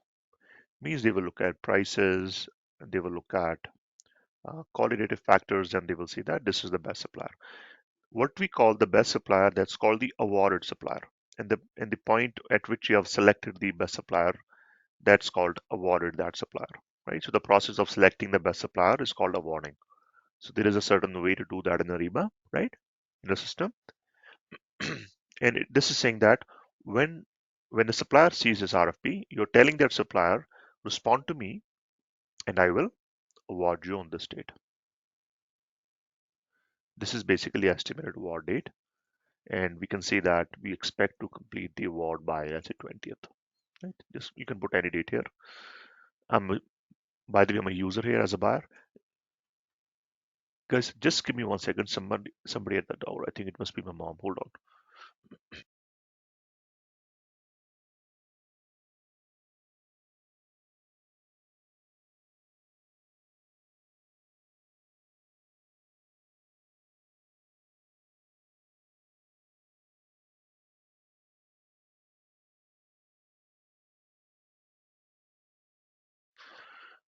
Okay, so bidding rules. What is bidding? Bidding is the name given to the, what do you call? So when a supplier responds to the RFP, that process is called bidding, or you call it bidding. Bidding means you place your bid or you give your response. So this is saying these are the rules or various check boxes you have, or the radio buttons you have for the bidding itself, right? So this is saying allow participants to submit the bids by email, right? And this is not the best view which you guys want to look at, of course, but this is the example I picked up. I'm going to skip certain rules, by the way, from here and talk about that in our next session or the next to next one when we talk about configurations. I'm going to skip certain rules. This rule I'm going to skip. This rule I'm going to keep on. And this I'm going to, so I'm going to skip just the first one. Second one is enable scoring of participant responses. You guys understand what scoring is? Any thoughts on what scoring might mean? Let's brainstorm on that for a minute. It's going to clarify for you. Allocating a weightage or like a percentage, like what value would you put on a particular requirement? Could you explain in like a simple language? This is like more of a little bit of a Ariba, I think, in there. So for example, for example, in school, when we used to write tests, so like the questions used to have weightage, right? So for example, if it's a yes or no answer, it could be maybe a 20% weightage. But if it's a like a essay type question, maybe it's a 80% weightage, something like that. Yeah, that's exactly it. We said that our RFP will have a content, it will have line items and some qualitative questions. So scoring is, we are saying that we will do some grading, just like in school we say ABC grade, right? In this case, we'll do some scoring. And in the scoring, we'll use the weights, of course. So if you have two questions, are both questions 50% weight each? So that total is 100, or the first one is 30 and the second one is 70, right? So scoring means you will, as a buyer, look at your supplier responses and give your grade as a percentage to the supplier responses, right? So we'll put that on as an example for us to look at, like what it changes when we say yes. I also want to see that it's a great feature, right? The adoption of this feature is not very good though in Ariba. That's what I found. The reason is, you will see that when I do scoring, like I have to do some setup for scoring. So unless I do a setup in the RFP while creating it, which takes time, which means more effort for me as a buyer, I will not be able to do scoring, right? It's a great feature though, you should understand. I feel clients will eventually start using if they are not using it at go live, right? Although that's not always true. I know clients from since 2018, they're still not using scoring. They've done like hundreds of RFPs. They just manually create them, right?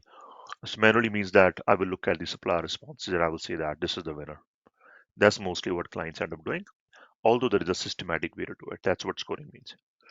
Now, this is saying if you are using scoring on the scores which people are giving, do you want to have an approval or no? Right? Means if I'm the buyer, I want to look at somebody's scores and see that I agree with the scores or no. Generally, it's not done and it is no. So I've said no here. Choose scoring type. It's just one drop down value, percentage base, like 0% to 100%. Default grading method, there is three values here: content, participants, or Excel. Let's do grade by content. Grade by content means that you'll see your questions like this in the row, like line item 1, line item 2, line item 3, question 1, question 2, question 3, supplier 1 in the column 1, supplier 2 in the column 2, supplier 3 in the column 3. So that's called grade by content. And having that as a starting point is just look nicer. Blind grading. I'm going to skip this one. Participant. Yeah. This one I'm going to skip as well. We'll talk about these next week. Similarly, this one as well, I'll skip. So for now, in our example right now, we will use scoring. We will go to the following steps in RFP to add content, and what all these mean and when to use them. We'll talk in our next session, if not next one. Currency rules. Currency rules I'm going to cover now. Currency rules is basically if you are having an event RFP that is global in nature, right? We are buying 1,000 cell phones for US. What if your suppliers are in Europe, in Mexico, in China, right? Wherever. Then they might want to bid in their local currency. That's where you will see that. Yes. And yes, what it means is there is some exchange rate which can populate and you can select an exchange rate set. So suppliers will bid in their currency, like let's say euros, and it's going to convert to USDs when the response is seen by you as a buyer. It gives certain flexibility to the suppliers to bid in their local currency. That's basically it, right? So allow suppliers to select bidding currency means I can select my own currency in which I want to bid. Then if I select yes here, I'll be able to see the exchange rate for which the bidding is done. And let's pick an exchange rate set. Maybe we'll use this just for testing it out. Or maybe there's nothing set up. It's possible. Let's see if there is anything here. Indian rupee to US dollar. So there is one option for that. So this has UAE to US dollar. So I'm going to use first one, rupee. In our example, we will look at how a supplier can bid in Indian rupee. And as a buyer, like I'm a buyer, I'll see the response as USD. In our example, we'll see that. Yeah, these things you can leave as it is. These you can leave as it is as well. Yeah, last one probably no, I will not cover right now. I will click no here and I'll see all these checkboxes and we will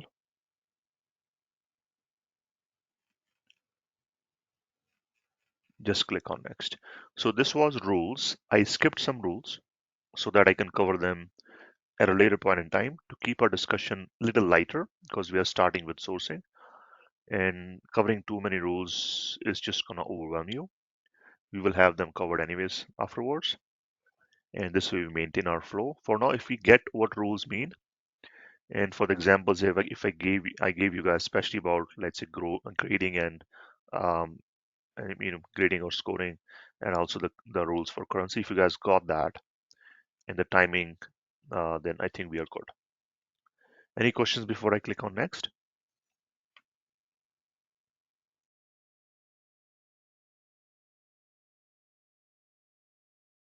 Okay, no questions. Let's click on next. Team. So since we selected the grades here, we will have to select a grader here, team grader. I'm going to select myself as a team grader. Team grader just means that I'll be entering grades, right? That's basically it. I can first to understand what does team members mean, right? Team members is various people or groups of people who will have certain roles in this particular sourcing event, right? So for example, we are doing grading and we need people who will be doing grading. So we have said buyer 2 is one grader. We can add more graders here. For example, let's say we say buyer 8. Buyer 8 is another grader. Then we can give 50% weight to the buyer 2, 50% grade to the buyer 1, right? So grading, that's grading uh, team or team graders team. And there are various graders here and they are having their own weightages. That's one example. So they have certain role in this sourcing event or RFP. That's what team members mean. And similarly, there are other team members, right? They have their own roles. Some are observers. Observers means they won't do anything. They will just get notifications like emails and all that. And some are administrators, means that they won't do anything, but they are admins, right? System admins. What I will do is I'll remove buyer 8. Reason is I don't have buyer 8 access. I only have buyer 2 access. And due to which I will just demonstrate with buyer 2 how it works. And once I click on next, I expect the buyer A to disappear from here. Yeah, buyer 8 is gone now. Next is suppliers. So which suppliers do we need to involve in this RFP? So let's click on invite participants. So system is saying that you have selected your region as USA and your commodity as mobile phones. And if you click on search, I'll give you relevant suppliers for this commodity and region. So there is a bit of, logic in there in terms of seeing the appropriate suppliers based on your supplier master data. Of course, if it is not rich enough, then you will not see anything in the output. But of course, this is our demo site and it does have a lot of data in it. And the suppliers I'm looking for, they are not here. So what I'm going to do is I'm going to delete these two criteria and search just by name because I know that there are suppliers which I have access to, like the supplier portal, and then I'll go from there. So it says Delhi, and there should be a couple of Delhi suppliers in there. So there is Old Delhi, there is New Delhi,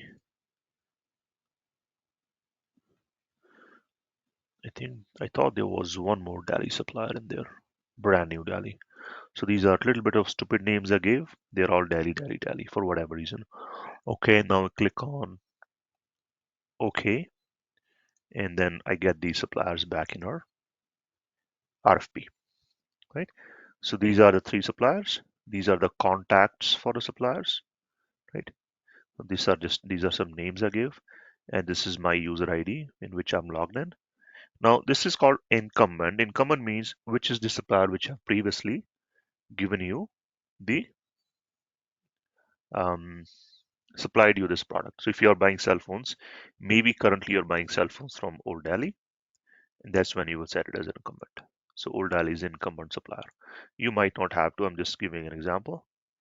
Response team is generally not used, but it is saying that do you want to, if there is multiple contacts here. So in this case, in our examples, you have only one contact. So you could have, let's say, Brand New Delhi has three different people, like Kumar Manish and let's say Sana and let's say Araj. What I could do is I could select all these and click on response team. Then this becomes yes, and what it means is anybody can log in and respond to your RFP. Typically not done. Typically you have one single contact for RFP and they will get email and they will get all the info and fill it for you. These two statuses are coming from your supplier's SLP profile. You will talk about these in detail later on.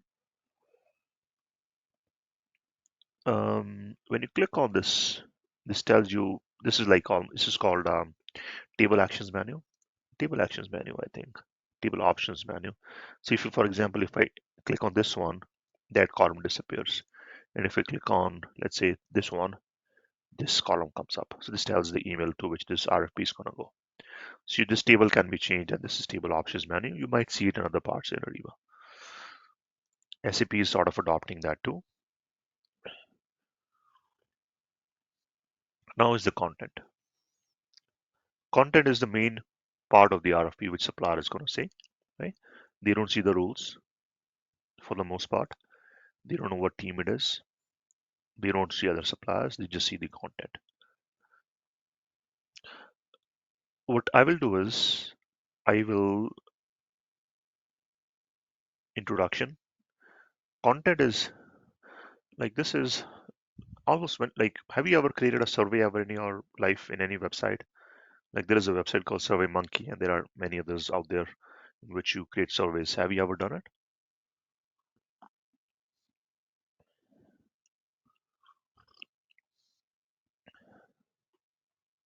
Sujita has done it. Okay, that's great. So survey is you will basically have a form which your survey recipient can fill, right? So this works very similarly. This is much more detailed than that, of course, right? In this case, you will add various sections. So these three are called sections. In each section, you can have subsections, you can have questions, you can have some text in there, and I'll give you certain examples. So if I click on add, there are various types of content you can add. So this is all content, and when you click on add, various types of content which can be added shows here, right? So I'll add a content here for called requirement, and this requirement content just means that you will give some introduction. So we are ABC company, just putting some text in there and giving an example of how the introduction can be given as a requirement. We are ABC Company Limited and the largest private sector employer in California, whatever, right? I'm just putting it out there. Then you can put whatever information. You could attach some attachments in there as well, right? And then in the end, you will click done. So this becomes one statement for your supplier, which is like as info. It is not really a question. So you can do this kind of stuff here too. Then commercial terms is where you will ask your qualitative questions. Right? So what you will do here is you will add a question. Question is, please explain your warranty terms. And this is a long form which tells you what type of question it becomes, right? So is this a prerequisite question to continue with the event? No, right? No means that you can this is showing here for what reason? Yeah, this will show here. So what is a prerequisite question, right? Prerequisite question is a question which will, no, let me park it. We will cover it anyways in our next discussion, because that's when we look into some of these in a little bit more detail. For now, we are saying the question is, please explain your warranty terms, and we're saying what type of question it is. There is many type of questions which Ariba has, right? So like single line means you can add everything in single line. Then this is also another type of single line. Then this is multiple lines, means like a paragraph. In this case, this question is looks like it's more of a paragraph, right? Then the supplier can enter the response in a paragraph. Then there are numbers, currencies, address. So many different type of questions are possible to add. Now you will say whether this question is mandatory or no. We are saying yes, it is mandatory. Then you could attach reference documents. Like generally we expect this type of response. You can add an attachment here, right? And attachment can give some more context to the supplier. Then visible to participant means whether this question is going to be visible to supplier. Of course they have to be, because otherwise how will they respond to you? This is an interesting one. You can indicate whether the supplier can add some attachments and give some comments in addition to responding to your question. So we are saying, please explain your warranty terms. So what if supplier wants to attach a warranty policy or something, right? Then they can attach this warranty policy in this question if you say yes. This is saying use participant specific initial values. For certain questions of, let's say, number type, you could specify some initial values as well, right? In this particular example, there is no use for this particular type of option. Team access control, you can ignore it. Additional editor groups as well, you can ignore. Visibility conditions is an important one, and we will look into this. Let me think, do I need to cover it today or later on? Yeah, let's cover it today. So I'm going to create another question in which I will use visibility question, right? So what I will do is I will add one more question, and I'll say, you guys understand what visibility condition means? Do you provide warranty on these cell phones? That becomes your initial question, like a yes, no. Answer type yes, no. And based on this yes, no question, what we will do is we'll make our second question conditional. So I can drag and drop, by the way, move questions up and down. For this one, I will add a visibility condition. I'll go down. I'll click on create.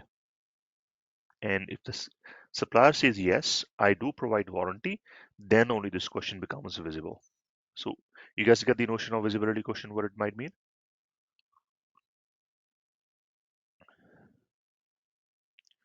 Anybody has any questions on what I'm doing, by the way?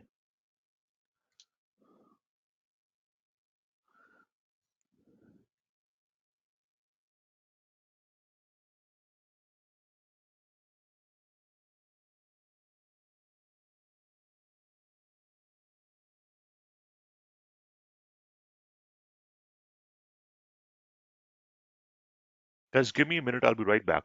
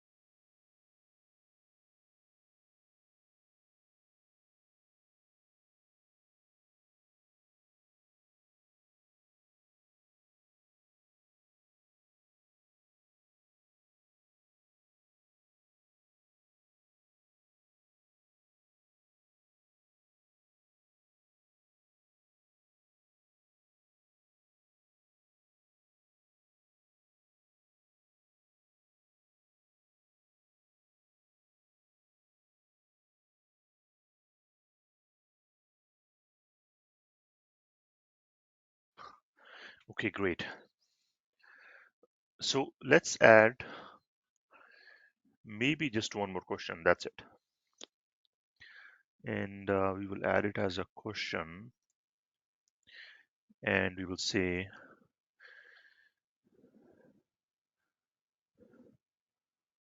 how many years, not many, do you provide pickup for returns and repairs? Just coming up with some questions here, and we will have it as a drop down type of question, and you can have those values added here, but this is more like a yes no. Do you provide pickups and repairs? So it's going to be like a yes no again, and we'll click on OK. Right, so we have three questions added, and we'll add some line items here. Add line item. You can add items from your master data as well. Master data is if you have some data coming from your backend system, you can do that too. Otherwise, you have your option of manually adding. In this case, we'll manually add. Our site doesn't have master data from backend. That's my understanding. So we'll say cell phone small and 64 GB memory. And you got to indicate how many cell phones you want. We'll say we want 500 of small ones. And I think it should let you move forward. If not, it's going to give an error to you.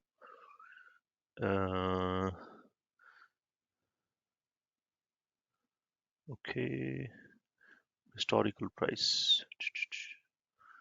Let's put an initial price of 900 and click on OK. Now what I will do is I'll just copy this and then paste it. So I'll have certain details which I got already, and certain I will modify. So I'll say this is another cell phone large with 128 gigs of memory, and the price initial was, let's say, 1000. Right? So initial price is just the price which um, we have seen in the past. That's basically this price is.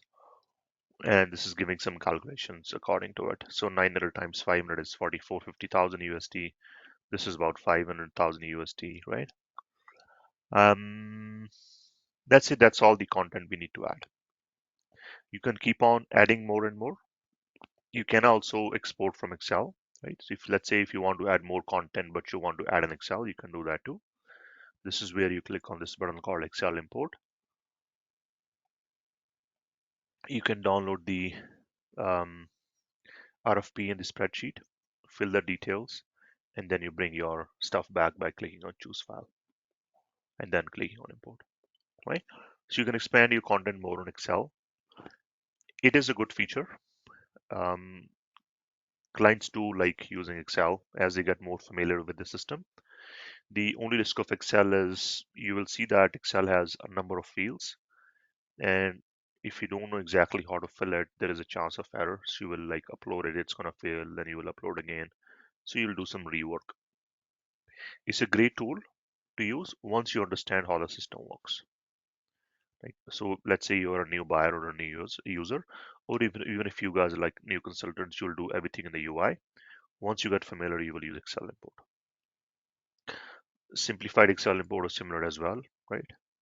So this is just gonna give you the event content, and you click on this button, it gives you event content, but you can also export your rules, your participants, and all that, right? Which are not very useful. Typically, you will just work on your content by the Excel import. Smart import is, I would talk about it in a guided sourcing. Now that we've added the content, now's the time when we should think about how to score it. So you will click on this option called scoring, display, and then scoring. So once you click on scoring, this page opens up. This is where what Sujata was talking about, grades and the percentages and all that. This is where you will indicate that. So introduction actually doesn't need any grades. You can ignore it. Let's say we want 50% to 50 weightage to commercial and 50% weightage to pricing. So we have 50-50 weightage, right? So overall, these two sections, if you look at, so they will now have a weightage of 50 and 50. First one has no weightage, it's just introduction. Now, given that these two are 50-50, total has to be 100. What about the questions within it? So let's see, the most important question we need to ask is the do you provide cell phones? So this question, we will give them equal importance. Let's just give them equal importance. We'll give them different percentages though. So I generally like doing same importance to all, like 10, 10, 10. And then when it comes to percentage grade, hold on, let me think through it. I think I mixed up certain target grade. No, that's something else. So if you give equal importance to it, what happens is each question gets equal weightage. So it's going to be 33.33, 33.33, 33.33. Let's say that's not what you want to do. You want to give this 10 and these two you want to give 5 and 5. So this way, this is going to be 50% weight, this is going to be 25%, this is going to be 25%. So this is the way it's going to work, right? So overall, since this is 50, in the total, this is becoming 25. But in this 50%, if you look at this as a section, this has half the weightage, and these two have 25% each weightage, right? Similarly, let's say pricing, both items we want to give 50, 50, 50, and 50. And we want to give price as the high importance or the most importance in the grades. Now, there is a notion of automatic grading as well, which Ariba has. It's called pre-grading, right? So we could say that we want to pre-grade certain questions. So if question is of a drop-down type or a yes/no type, pre-grading is possible. Or if it's like a text box, then pre-grading is not possible. So we could say that if the supplier responds to you, yes, then you will give them a grade of 100%. If they say no, then you give them a grade of 0%. Similarly, for the last one, we will say the yes is 100 and the no is 0.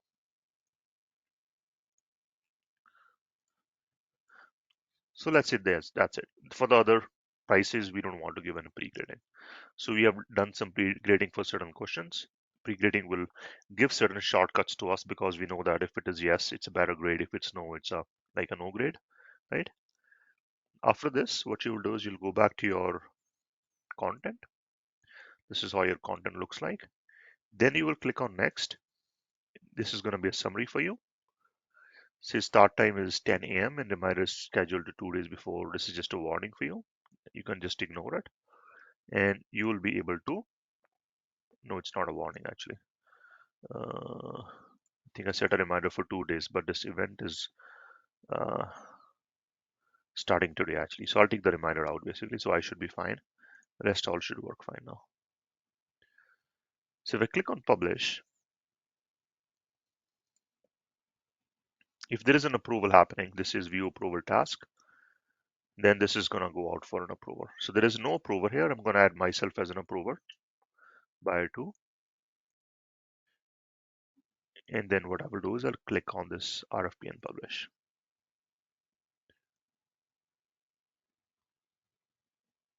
So as I click on publish, of course, this survey opens up. It's a call trick survey, which is embedded into Ariba, tells you or asks you whether you're happy or no. Let's say we are very, very happy, right? And let's click on yes and click on whatever, extend done, right? You don't have to do it. I just did it for no reason. Now that our event has gone out, it has not gone out actually. It says you have submitted your event for approval to be published or updated. The system will not publish or update the event until all approvers have responded positively. So if I view details of the event, it is pending approval now. It has gone to approval to somebody. Who has it gone out to approval, guys? Do you remember what I just did? Buyer 2, I believe. Baidu, exactly. So which is my account. So which means I should be able to do the approval now. Now this RFP is RFP for cell phones. I expect to see this approval task somewhere, and let's see if it shows somewhere.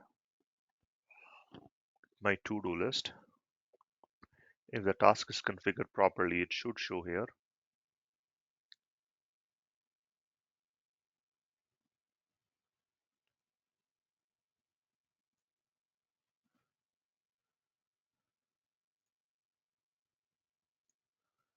And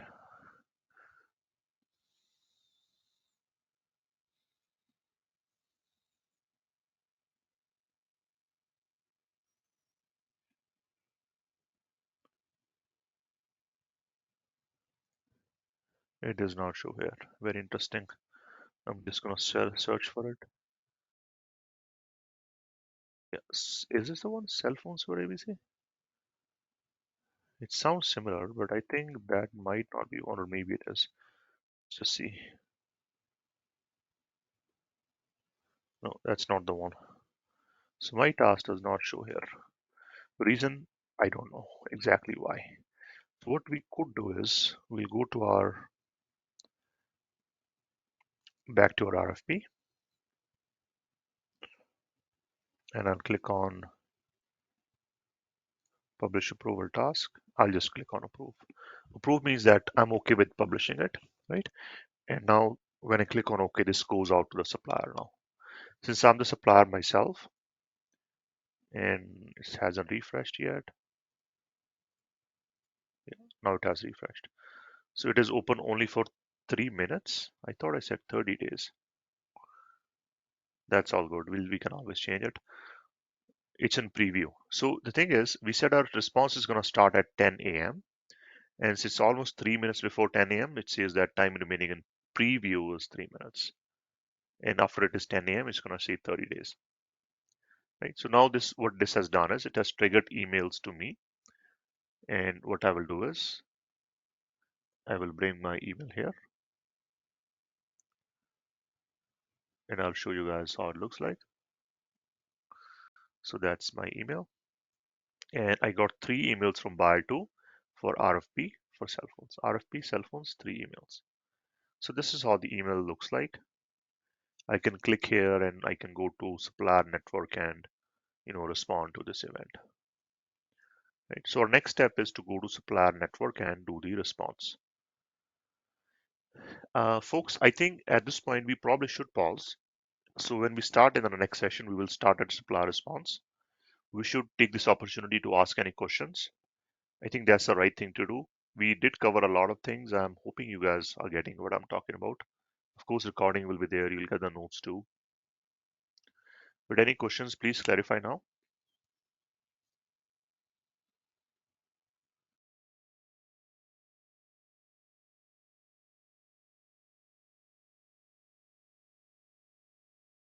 Mr. Manish, here we concludes the RFP part. We haven't concluded. So if we go back to our process, just a minute, let me share my notes again.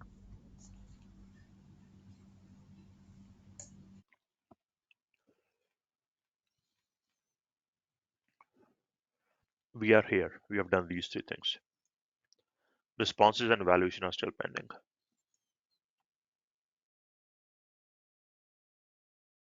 All right, sir. Noted. Thanks, Vinod. Yes, Sujata, go ahead. My question is, and please pardon my ignorance, I do not have any idea of like the Ariba platform, or I haven't worked in this domain also.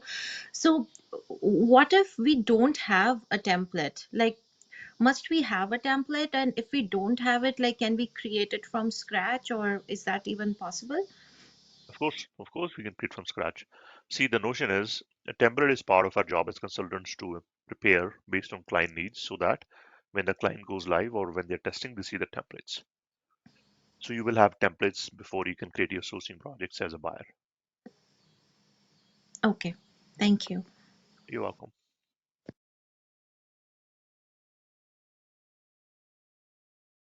Manish, Kamlesh this side. Hey, Kamlesh.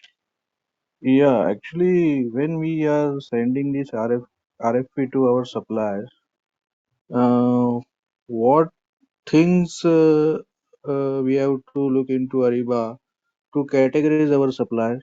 Like, how you categorize our suppliers in Ariba? Actually, we don't know these suppliers, or we are known to these suppliers, or Ariba network itself having any grading system for supplier base. Okay, so question is, how do we know whether or not we need to apply this, but invite these suppliers based on what are we looking to buy, right? That's what you're trying to ask, right, Right, Kamlesh? right. Like whether that supplier is fitted in our sourcing strategy, or our business may not fit in supplier strategy, marketing strategy, or business strategy. How do we interlink in between both the strategies through Ariba? Because for Could you elaborate strategy this could mean what business, here? you Like, mean to say what that would you mean? our business is for the $10 million. It may not be lucrative for that supplier. He may not respond. Okay, he may be big supplier. Hmm. So how do we identify that our business is, or whatever RFP we are raising, is valuable for him or not, Correct, correct, or whether correct. our So it's the business is, right supplier for you. See, that's where yeah, this yeah. RFI comes in picture. So if you're not sure whether you're inviting the right suppliers or no, because that just means that you don't understand the supplier market. In that case, RFI is your starting point. That's one. I would say that's a probably long way of doing it. A better way is if I'm a buyer, generally I understand my market already. I know which suppliers to contact to. Then, of course, last option, as you mentioned, is discovery. Discovery is an option as well. Discovery, by the way, folks, is Ariba Discovery is a portal, supplier portal in which suppliers get free access if they have a Ariba network account and they're able to see the RFPs that are coming out. So the thing is, the discovery only works in production. It doesn't work in test, right? So that's something which I cannot demo to you guys. So discovery is a tool which SAP Ariba has, in which suppliers are able to look at RFPs that are coming out. So just like I created RFP and I sent to supplier, what I can also do is I can create a simpler version of it, more like a couple of paragraphs, and I can almost like put an ad. Like this is an ad for an RFP that is coming out. Is anybody interested?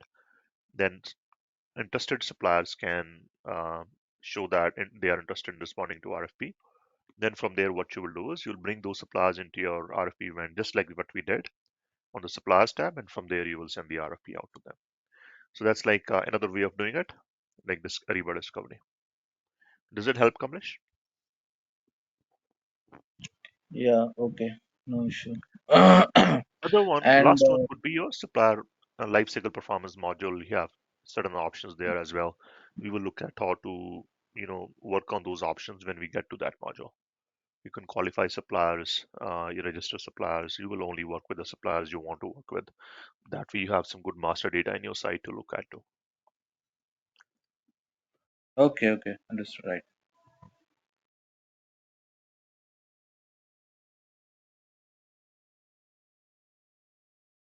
So, in Ariba implementation, how many phases are there into implementation project, or how this overall process is for implementation? Yeah, it works typically just like an SAP project will work. Depending upon different, SIs, you will have different terminologies. So you will start with like an introduction of how the tool works, right? So what they call explore the tool. Then you'll gather some requirements from there. Then you'll build those requirements in the system. Then you will test them out, and then you'll do your go live cutover basically. So three, 4 phases, 5 phases, including your support after cutover. Okay, thank you, Manish. Welcome.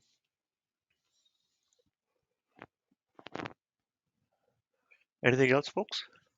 So, Manish, we have created directly event, right? We did not refer any previous document or any other prerequisite for this. Yeah, we didn't copy a previous project in this, no. And we did not look at any other previous document, as in another project from which it got created. We created one from scratch, correct? Uh, no, I think my question is again kind of an indent. So I'm again comparing with SAP, where my PR is a prerequisite for my RFX, and I do not have any of such document here at this point of time. No, yeah, Is that's a this good question actually. Yeah, yeah. That's a great question. In SAP you will do PR. Then from PR you can do your RFQ. You can do RFQ from scratch as well, right? In Ariba, this is not, you can say it's not operational procurement, right? You're not looking at a mm, purchase acquisition reactively. You're forecasting things proactively. It's more like strategic procurement.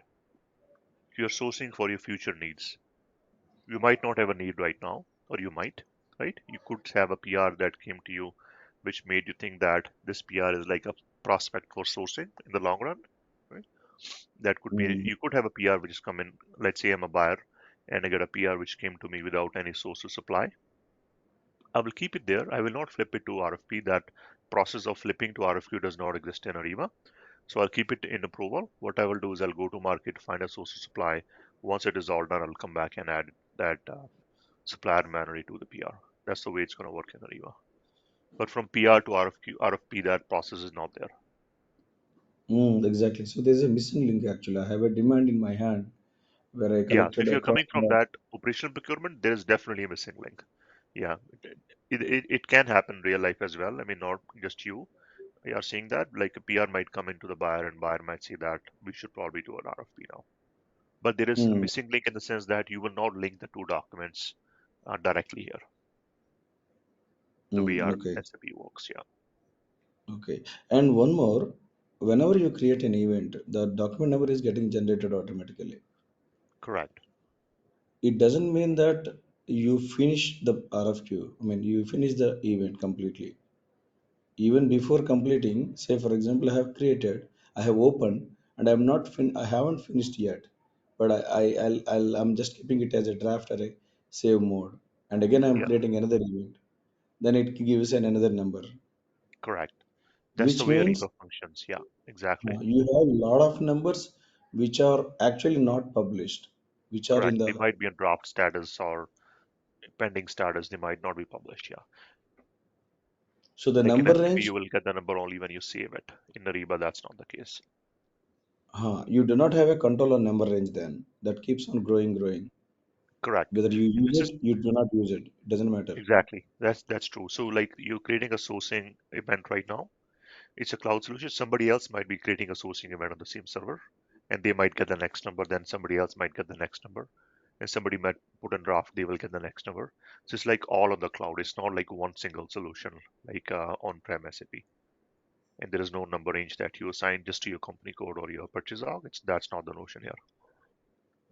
So this again a glitch actually on public sector. They always track a number. The next number should be a valid number. It cannot be invalid. It's not a glitch. I think it's a change. It's just a different way of doing things. I've done public sector clients, at least five of them, and they are using Reba and they're all happy with it. I mean, I won't say fully happy. There are challenges, of course. They do not ask for a long number, or they do not ask for a sequence of number range.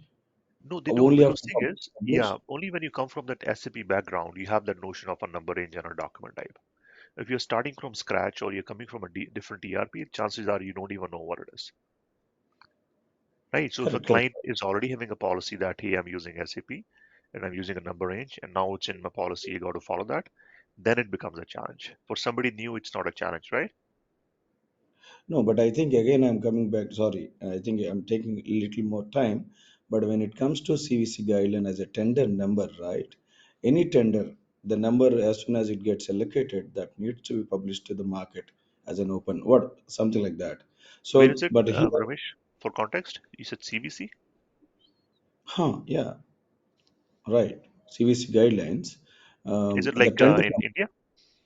Of course, yeah, yeah. India's Okay, so central business committee. So I see. typically, any tender gets a number. How tender gets a number as soon as it published to the open market or a public. So, but in this case, you keep creating multiple sourcing events. The numbers are getting generated. but it doesn't mean that they go for a complete publish. It doesn't mean Always. exactly. Yeah. Right. Exactly. So there are a lot of numbers in the system exist in the save mode, whereas actual numbers goes very few in a publishing mode. That's where the point Ideally, is. no. Ideally, no. But it is definitely possible. When I say ideally, no, remember I was saying that buyers is typically one small department or group of users or Hmm. professional. That's just their job, right? So if they do have a sourcing event in draft, chances are they will complete it and they will publish it. And it is going to go in publish status and it's going to have the same number. But that doesn't mean that you will always get the same number and the next number and the number after that. It is going to keep changing. It's going to be random. Hmm. That's the only And catch here. yeah, and you do not have. See, the point is, I see mix of both government and private tendering in the same stuff in the envelope you have shown the sourcing event. It doesn't have any EMD feature, right? Or it doesn't have any bank guarantee feature. It doesn't have any bank guarantee feature, no. So could you elaborate what do you mean by bank guarantee feature here? No, again, the government side. I mean, basically, I'm comparing with SAP actually. There are a couple of solutions which are specially meant for public sector. So you need to enable it actually, that package on that available SRM software. So as soon as you activate, all those public sector features will enable. So you have EMD, bank guarantee, all that stuff. Typically on CVC guidelines, it follows completely. Anyone who submits participates in that bidding, they're supposed to submit bank guarantee to an extent for particular type of vendors. That's what I'm talking about. It's not mandatory for all the tenders, but few. Okay, Yeah, so so Ramesh, sorry for interrupting. There is a way to work around the things you're uh, talking about. custom Uh, fields. you can have custom fields, yes. You can even your sourcing questions can have those in there. Can you Hmm. attach your bank guarantee? Yeah. So You it's need to you map can do it. those things like much simply, I think, in Ariba. I think it's possible to do than enabling a feature. It's not as complicated as you will think about some other tools out there. So this tool is a little bit more flexible, I think, in a way, but it's like one size fits all. That's the design for it. It's not Okay. designed for only one industry or second. That's a catch which I also see with clients. Like oil gas say that I want to use this tool because this is made for me, and public sector see that this is a private sector tool. I don't want to use it. Then we got to Hmm. convince them, hey, this is how you can work with it. So you have implemented for government sectors too. At least five, Public yeah. sector. hmm Release 5. Okay. What is that release 5? At least five clients, I mean. Okay. Clients. Okay. Yeah, yeah. Clients. Oh, nice. Thanks, Manish. You're welcome, Ramesh. Any other questions, folks? And I think Manish, I'm sorry. One last one. Digital Yeah, Ramesh. certificate integration. So is it compliance with IT Act? IT Act. Yeah. Uh, So typically you I, have certificate installations, right? On the software. I certificate installations. Yeah. Yeah. Oh yeah. So you mean security certificates? I would say compliance 2000. IT compliance 20 for any kind of tendering or bidding. It must be. I mean, otherwise it won't be in the market. I don't know. Different country specific details I won't have, Ramesh, unfortunately. But if it is Mm. SAP product competing in the market with other products, it must be. Okay. Okay. Yeah. All right. Yeah. Yeah. Thank you. Please go ahead. Yeah. Thanks, Ramesh. Someone. Yeah. Yeah, Raghu, go ahead. yeah, Manish, I just wanted to ask one more question regarding this template designing. Are we going to discuss on the designing of the templates? Absolutely. Yeah. Yep. Absolutely. That's part of the configurations which we will look at. Yeah.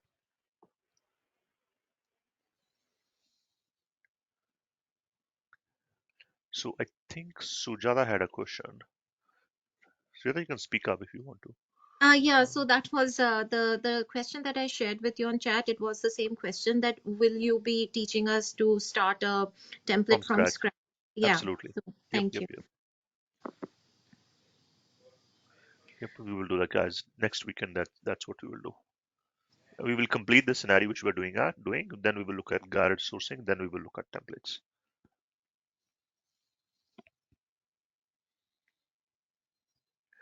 Folks, anything else? A general question, Manish, as I shared in the chat also. So I do not have any experience. I mean, many of maybe the attendees, they already have an existing experience either with Ariba or with SAP but I am learning both of it, like both of these things simultaneously. So is that okay, or having a pre-existing knowledge is kind of a prerequisite of this course? No, there's no prerequisite. No, no, no. So if you're learning both, great. If you're learning one, then also great.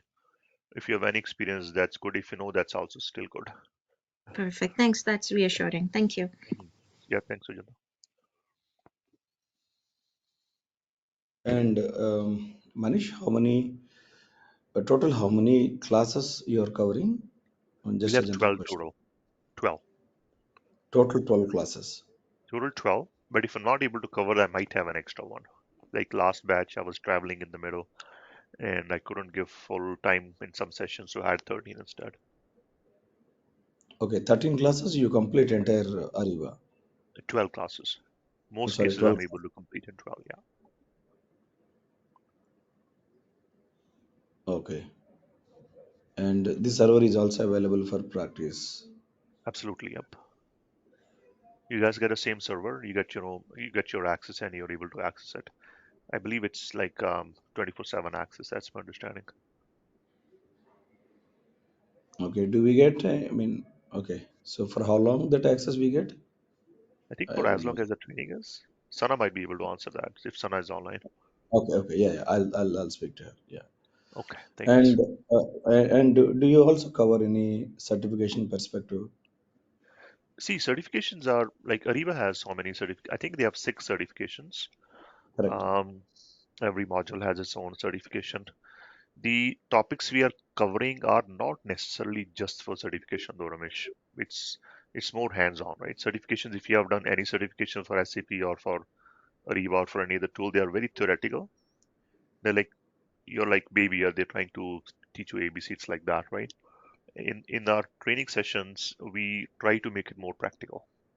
So in training, in Ariba training, like courses, they will not teach you how to configure. We will focus on configuring after the process. And of course, we'll touch questions which are going to prepare you for training. Don't take me wrong that it won't prepare you. Just that the approach is quite different, though. Okay. And the other one is real-time implementation. So the same templates. I think have we discussed about this? I'm not sure. So the template for implementing an Ariba project, probably the Excel or whatever. Are we going to discuss? That is also going to be covered in these 12 classes. So when you say template, like what do you mean? The Ariba templates, or some? Are you coming from some SAP country template? Like where you're coming from? Ariba template. I think standard templates are right. SAP is providing to ask questions with the customer like, Like for example, sourcing templates and those ones? no, no, no, no. In real time, when you are implementing Ariba to Oh, any you mean customer, the typically Excel you need templates to they have for information uh, collection? Those ones? your your arc data and yeah, your Oh, I transaction see, I data. see. So yeah, I think I don't have an example to show you guys, but I can explain you guys basically how it works. They're not very, complex to work on. Yeah. So as a build template, I'll tell you what exactly happens. Some companies, like Accenture, for example, those guys don't use any templates, right? Which Ariba provides. They just make their own Excel, small Excel, and give it to Ariba, and they just do what they need to do, or they do it themselves for tracking, right? Some SIs do use Ariba templates, some SIs don't use Ariba templates. I have mostly used them in my projects, right? However, I cannot share one of my project templates with you. What I can do is when I'm going through our configurations, and that's the approach I will take anyways, I will walk you guys through how exactly you will collect info, document info, which is going to be very similar to the template which Ariba gives you. So in a way, I will cover it, but I will not cover it exactly in the same way which Ariba files look like. But Manish, I'm sorry, if the other guy, so some of the implementations are not covered these templates, then how do they implement? Like, how do they get occurrences? How do they get org elements? How do they get organizations? How do they get material types? Certain. So the thing is, How at do the you end of the freeze the requirement? What I mean, how do you freeze the requirement? What is the threshold for the requirement? so what do you mean by threshold? I was texting, sorry guys. Yeah, what I mean. So when you said right, some people they use template, some people they won't use template. Yeah, you mean the Excel guides which Ariba gives you? Some people use, some consultants don't use. Exactly. Yeah. If they do See, what not you're saying use, is, how will you document it? That's what you're asking, right? how do freeze? How do you document it? Yeah. So at point, so let's say you're working with a client on a project, and there is at least a SharePoint which is being used, or some shared drive where you're putting a folder, and you'll create a file, and you'll say that this is my template I'll use. So that can be the Ariba template or your own, right? That's what I mean. At the end of the day, some documentation is going to be there, right? It might be the Ariba documentation or might be just your own version. That's what I meant. Some clients, some consultants do not use the Ariba documentation, but some consultants do, right? So the projects which I've implemented, I use Ariba templates all the time because I think it's a template already which is there. Why not use that one instead of creating my own? But what I was saying is, I don't have an example of a template I can share with you because what I have is just my old client stuff, which I'm not allowed to share. Okay. So mom, okay, got you. Yeah. So I think my recommendation is if you are working in projects, you will get those templates from Ariba anyways for tracking. So definitely use them. How do you get it? I mean, it's from as Ariba, Ariba. Yeah, SAP Ariba. So what happens is like whenever Ariba project is implemented, you will have one or two resources depending on how big the implementation is who will work with you. There'll be SAP employees and they will give you certain information at the starting point. Like this template is going to be given by them to you as well. Okay. Sometimes you see And that we want this template filled, and in that case, you'll fill for them as well. Yeah. okay. And more or like after this training, so what is the core objective? We like Ariba users or Ariba consultants? Consultants. Consultants. Okay. Users Okay. don't typically understand what configurations are, they don't care about it. We will be teaching you guys how to be consultants, and that's the goal. Okay. Will it be covering integration too? Yep. Okay. Okay. Yeah. Sorry, I missed the first class actually. So this is my first class. I'm not sure what extent is So this covered is in the that. first class, by the way. We had a demo. You might have missed that one. I did. I Um, missed. yeah. So you could get a demo recording from Sana, and you can get some more context on what we talked about. Okay. Okay. Yeah. Thank you. Yeah. Thanks, guys.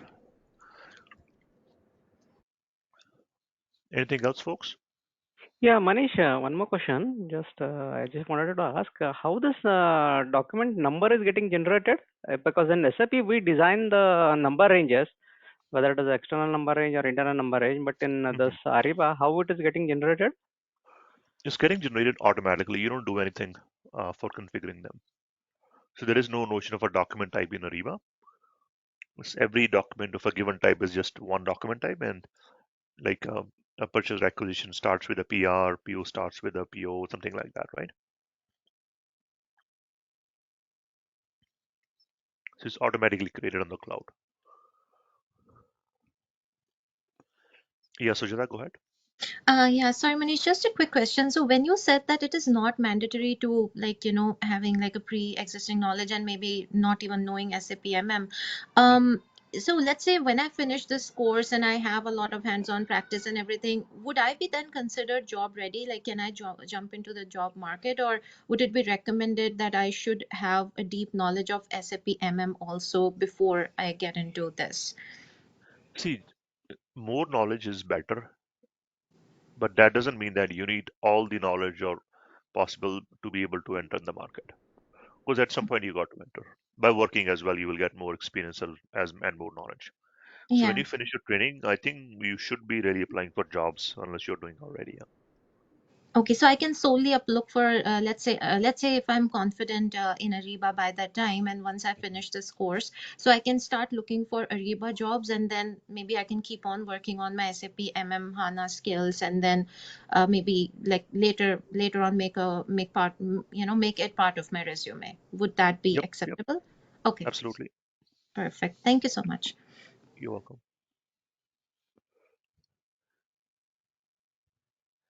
Guys, any last questions before we drop off?